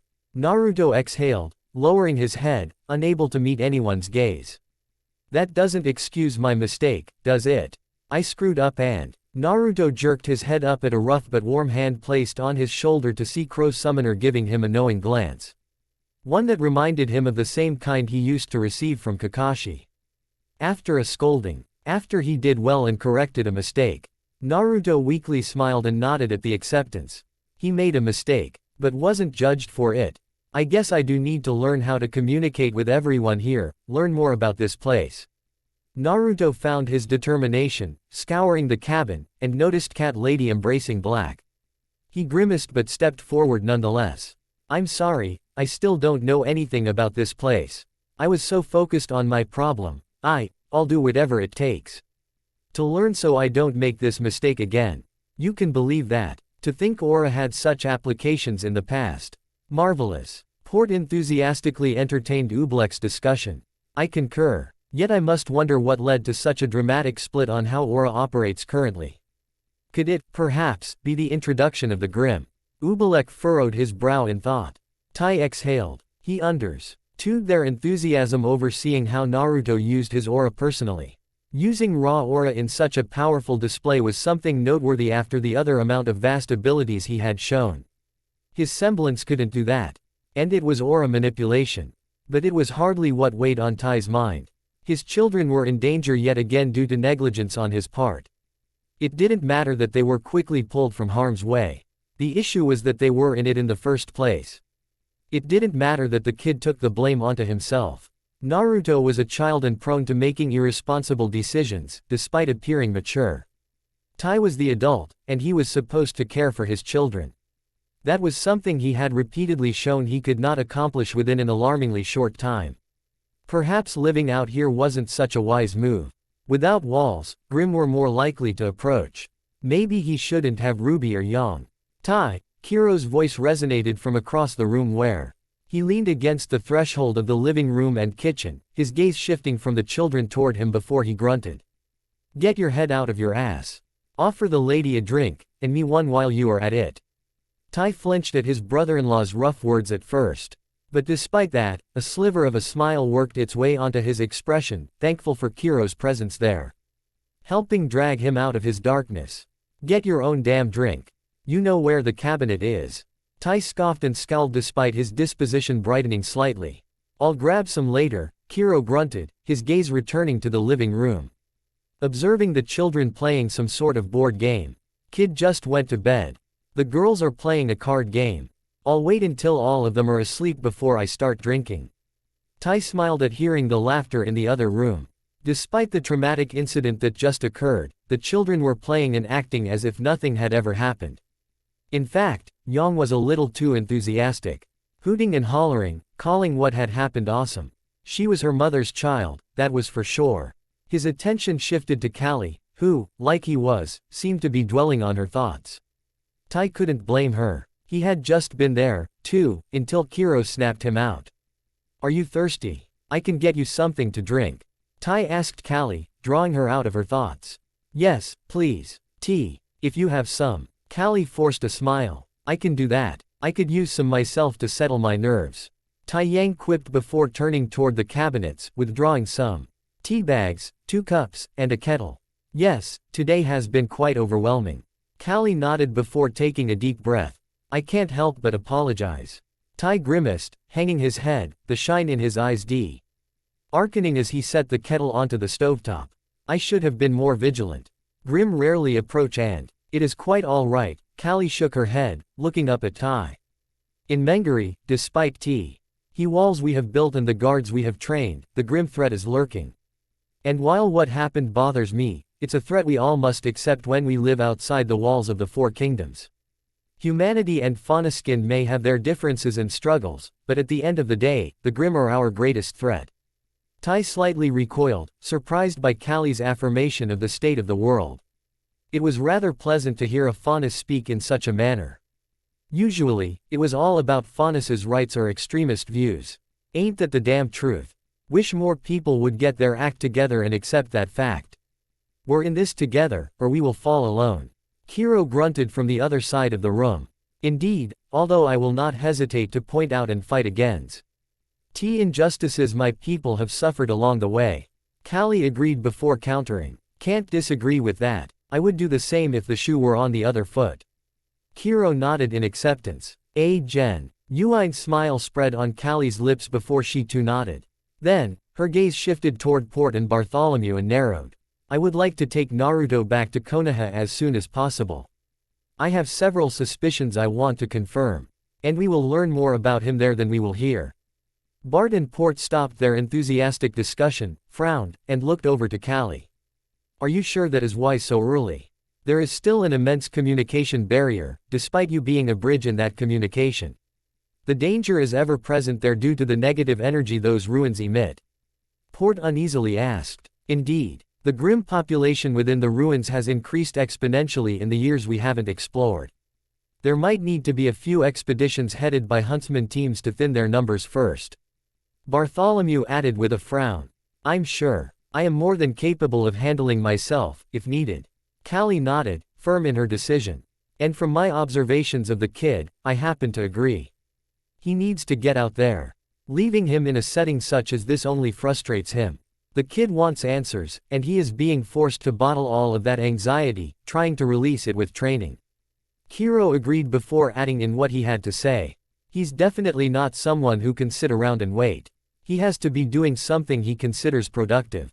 The problem with that is, as we've seen, is that he is unaware of the dangers that lie beyond the walls of safety. He has no fear of the Grim. Tai nodded, pointing out his observations. Further evidence that Grim only came to be after their ancient civilization. Port mused, his mustache twitching before he gazed at Callie and nodded.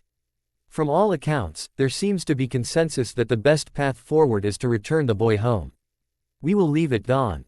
Last night was rough. Naruto found it difficult to sleep as a hollow pit clenched in his stomach. Despite the outcome of everyone being okay and the kids generally happy in the aftermath, he couldn't get out of his head that he had made a mistake. Because of that, Naruto internalized that as a failure, he had been failing too often recently. That had to change. He had to be better. To overcome his shortcomings. If that meant putting his nose to the grindstone and studying, well, Naruto would despise it with every fiber in his body, but he would do it, damn it. He would learn everything about this future so he couldn't make another mistake like that again. That was a promise of a lifetime. But first, he needed to vent some pent-up frustration. Naruto did. Inti want to alert the kids to what he was up to. A part of him feared they would desire to come outside and follow him despite what happened last night. Instead of being scared about what happened, they were enthusiastic about it. Especially Yellow. There was also the reason that he had no idea why those creatures kept showing up. They seemed attracted to his presence, so it was better safe than sorry. He opened his window to sneak out. But the cold, nippy air caused him to pause for a moment. The temperature was steadily dropping and reminding him of the snow country. A croak interrupted his thoughts. Naruto looked behind him to see Gama-chan sitting on the dress, using his front feet-like hands to open a drawer for him. And pulled out a scarf. Naruto blinked. He had recognized that Gama-chan was far more intelligent than an average toad.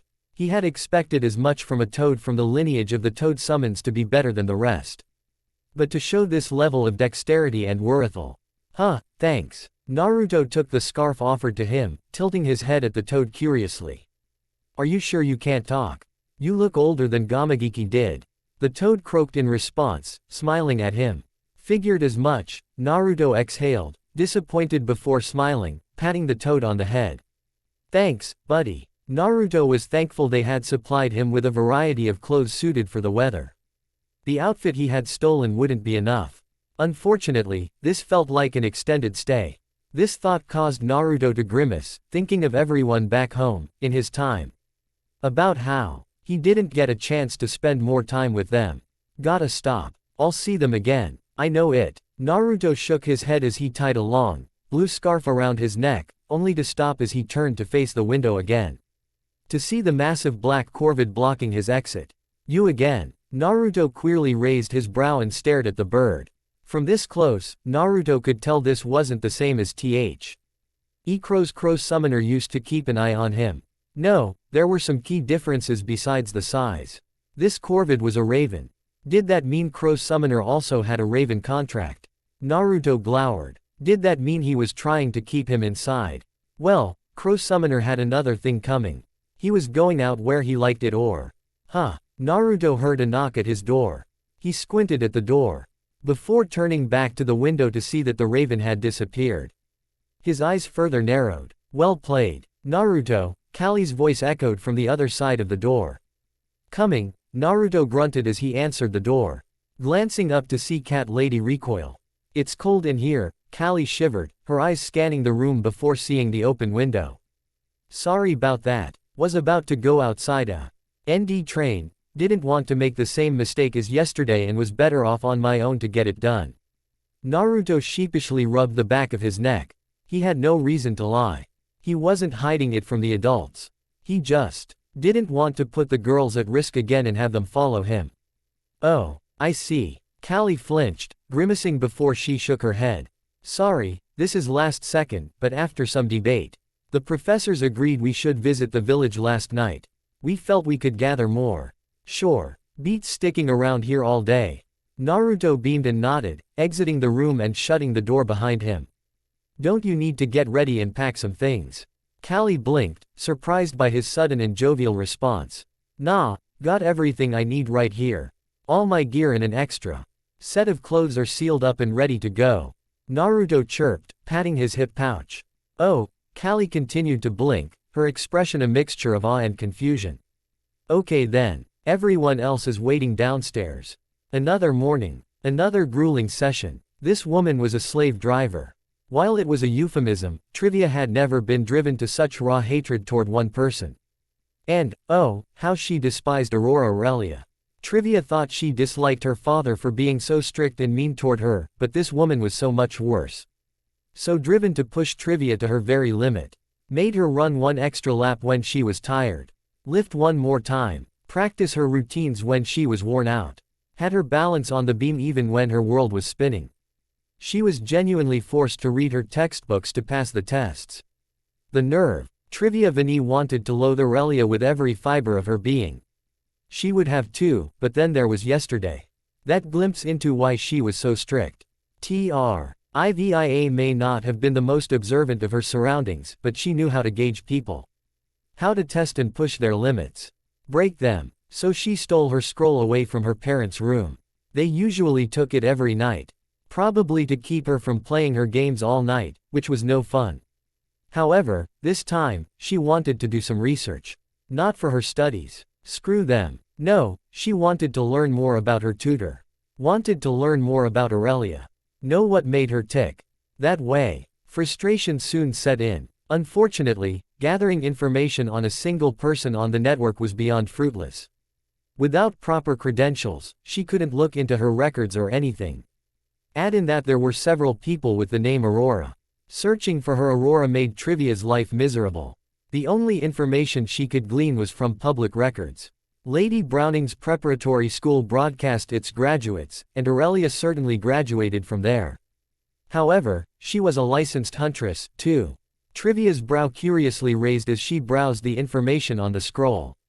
Why would someone who graduates from a school meant to prepare young women for life then head to a huntsman school like Beacon and train there? Perhaps she used it as a platform to reach her goal. Trivia nodded. It was reasonable enough. Or maybe she was stuck there, like many young ladies from affluent families. To learn how to be a proper woman. She gagged at the thought before grimacing. Her mother was insistent that when she was old enough, she would attend school at Lady Browning's. Growling, finding nothing of note, Trivia tossed her scroll down on her bed. She had had enough of this pointless endeavor. She was going to have to do this the old-fashioned. Trivia's eyes glistened, her gaze returning to her scroll. What was this article about? She quirked her eyebrow up, lifting her scroll back up to the article Trivia accidentally opened with her toss. Why was this article about TW? Oh, young prospective huntsman who died training in the same search feed as Aurelia. Clicking it, Trivia scanned it, curious as to what happened to the boys. They were a little older than she was, however. It seemed they met a grisly fate when they ran into a group of Ursa. Unfortunately, it was a fact of life that Grim would take the lives of many people, including upcoming. Trivia's eyes were lost. Focused on a single fragment of the article. One that caused her to gasp silently. Under the tutelage of Aurora Aurelia. A shiver traveled down Trivia's spine. It felt as if the air in the room had dramatically cooled. As she read further, Trivia found it made so much sense why she was pushing her to such a degree in their sessions. The two prospective huntsmen were quoted as laid back and carefree boys who weren't prepared for such an encounter. Trivia grimaced. This article was over a year old. Some time had passed, yet she had a feeling Aurelia was far from over the event. It put into perspective what she muttered yesterday. It had nothing to do with how she was performing. She was lost in her own head, unable to accept her failure. A knock on Trivia's door surprised her. She clicked her scroll off, and in a panic, haphazardly tucked it under her sheets. A sense of dread filled Trivia. There were only two people who would check on her at this time of night. Papa and Mama. Oh no. Had they noticed her scroll was missing? I'm coming in, Trivia. Trivia winced as her mother softly announced before the door creaked open.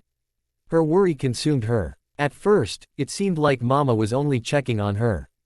She had been gone all day, however, the dread set in. Had she seen the light of her scroll? Oh, how much trouble was she going to be in this time? Trivia recoiled as the light was flipped on.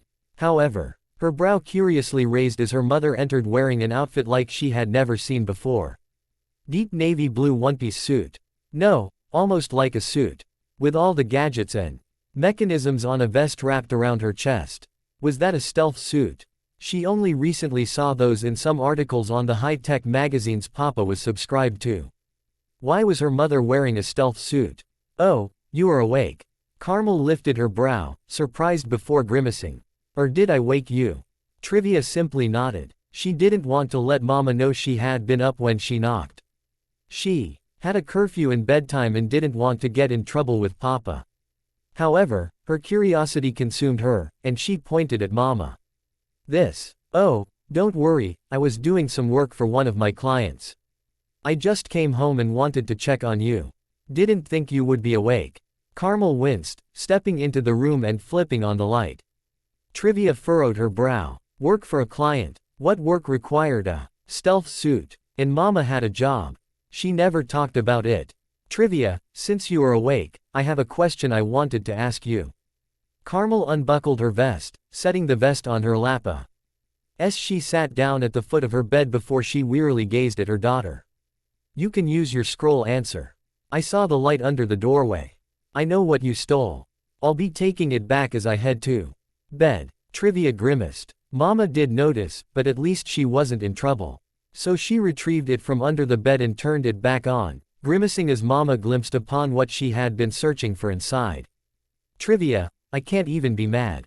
I suppose some traits are just inherited. Trivia's brow raised at her mother's lament. Usually, Mama was happy when she compared them. Why was this so different? Why did she seem upset? Trivia, when you left the premises by yourself, and you were spending time with that boy, Carmel trepidly tried to speak before she exhaled and shook her head. You enjoyed that day, didn't you? Trivia's head recoiled as she leaned away from Mama. What kind of question was that? Why would she even ask that? Of course she did. She had the night to herself. Even when everything derailed. It was fun. He was fun. Helped get her out of trouble by punching that meanie in the face. He was loud, brash, and above all else, funny. And he had an air of mystery about him. Like, why did he speak in a weird language yet, for some reason, no sign language? Trivia honestly wanted to know what had happened to him after. A part of her was worried. Did he do something bad? Trivia, darling, I guess what I'm asking is, if I can get your father's approval. Carmel exhaled once more before she forced a smile as she looked upon her daughter. Would you like to spend more time with him? The feeling of returning to Konoha in this state was quite strange. To see it in ruins, overtaken by vegetation, was overwhelming. And entering the dilapidated Hokage mansion to see what it had become unnerved him. To see it in such a decrepit state, it was so far away from the glory he remembered. To what he dreamed of when he finally reached the pinnacle and became Hokage. Naruto did not know how to classify his emotions. A sense of sadness and longing, yet a bit of hope, lingered despite the anxiety he felt. It was an odd combination, that was for sure. But, at least, he could vent out his frustration here. These creatures, the Grim they were called, were just asking for it by making this their home. This was his home. These damn things weren't welcome here. Get the hell out. Naruto drove a boot down onto the skull of the last of the wolves that had made the office their den. Grunting as he pulled back its foot upon seeing its body start to dissolve, Naruto turned his focus to the office itself and grimaced. It was as rundown here as it was everywhere else. However, given how long it had been since it was apparently destroyed, it held up surprisingly well. Naruto internally beamed, proud that his people left a mark, and despite whatever happened, something remained. And if he could find a way to return, he could prevent this from happening. However, there was something that caused his gut to twist in dismay. Out of all the places to preserve, why was only his apartment protected in such a manner? It didn't make any sense. This place was where the village's leader lived and maintained order, correct? Callie asked, trailing behind Professor Caffeine and Jolly after he cleared the room. They assisted, but he was more comfortable if they stayed behind and protected Cat Lady. He could handle these damn Grim without too much trouble. Yeah, it was called the Hokage Mansion. Naruto nodded as he reminisced over the room, memories bubbling and overflowing his mind. For most of my life, this is where the old man Hokage and eventually Granny Tsunade took care of the village's affairs. Protected the village while ensuring the future Shino. Bai and Kunoichi were nurtured and prepared for the future. Granny Tsunade, one of the village leaders, the leader through the darkest night, was your grandmother. Callie voiced her surprise. I just called her that. She treated me like I was her darkest night. What's that? Naruto shook his head, trying to explain his complicated relationship with Tsunade. Then his voice cracked, alarmed. Darkest night? What the hell happened? What did his friends have to go through? Callie stumbled backwards, her eyes widening in surprise momentarily. However, her face scrunched as she furrowed her brow and thought. I apologize. Maybe it was a mistranslation about the war. What war? Naruto raised his voice in concern before shaking his head. I know the sand and the sound just invaded our village, but we didn't go to war with sand. Quote. Callie's pale features drained of color, and she froze, rooted to the spot, stuttering and stammering in her native tongue. The professors, rightfully worried, poked to her in an attempt to calm her down. Naruto waited. He tried to ignore the growing tension washing over him. He needed to know what happened to his friends. However, his patience waned, and he growled. Ma, just tell me already. What war are you talking about? What happened? Callie shrunk. She still fumbled over her words. However, after a few moments, Cat Lady found the nerve to speak. Rom, the documents my father and I translated. There was approximately a decade roughly after the Fifth took over when a devastating war broke out. A war against people from beyond the known world at the time. Callie bit her lip as she answered. From people beyond the known world. So not with the Sound Village, Cloud or Rock.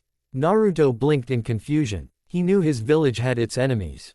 They had repeatedly been at war with the Cloud and Rock villages. It was because of the Cloud that Neji lost his father in some dumb negotiation bullshit. If he were Hokage, he wouldn't have let that happen. The Sand and Sound just invaded. Although Naruto was aware that the Sand had been tricked into joining the Sound's side and had become their allies once more. He had thought he saw Gaara fighting. Against that bone guy Rock Lee was fighting in the distance. Hopefully, they made it out all right. No, all the villages you mentioned fought alongside the Leaf. The people who invaded were called the Descenders from the Heavens. Callie shook her head, explaining what she knew. This may have been a mistranslation. It was highly suspected that they came from another continent. Descenders from the Heavens, Naruto repeated, baffled by what that could have meant. Did people from beyond the horizon invade his home? Invaded the entirety of the elemental nations and forced them to join forces? That's what the translation called them. Yes. Callie nodded before furrowing her brow. Again, from the translation, they were there to harness the power of the land to make themselves more powerful.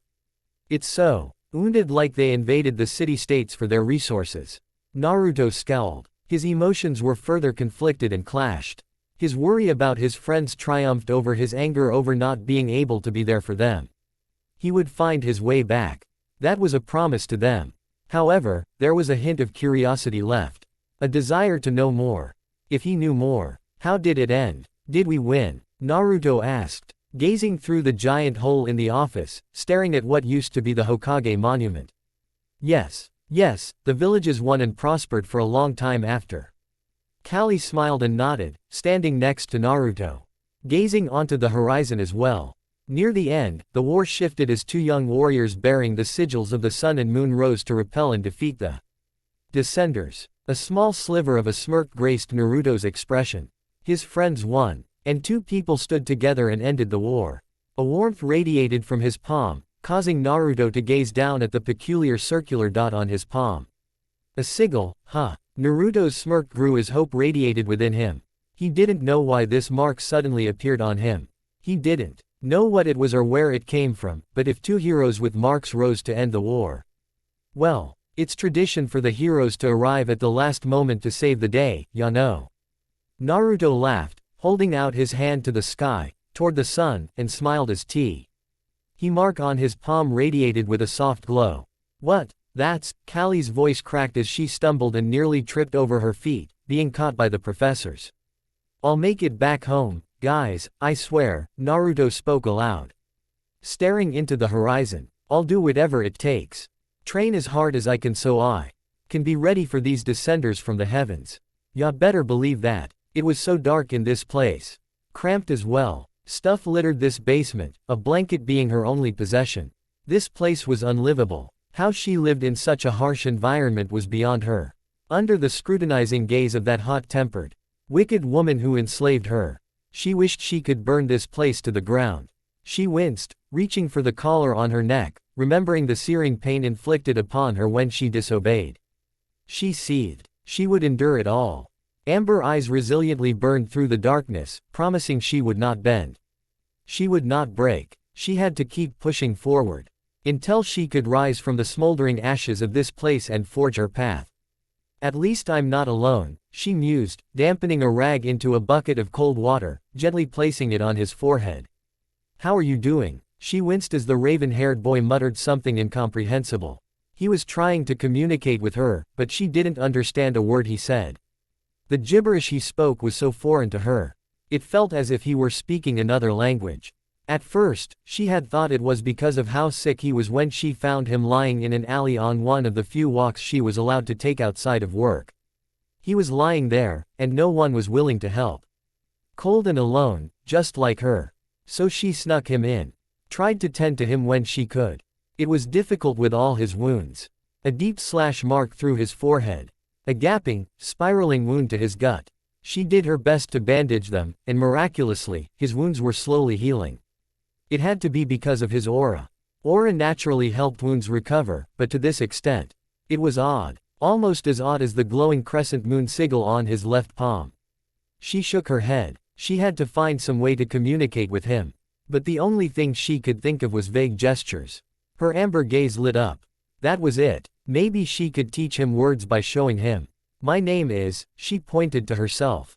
Slowly enunciating to help emphasize their importance before pausing and finally speaking again. Cinder Fall. The young raven-haired man gazed upon her with apprehension.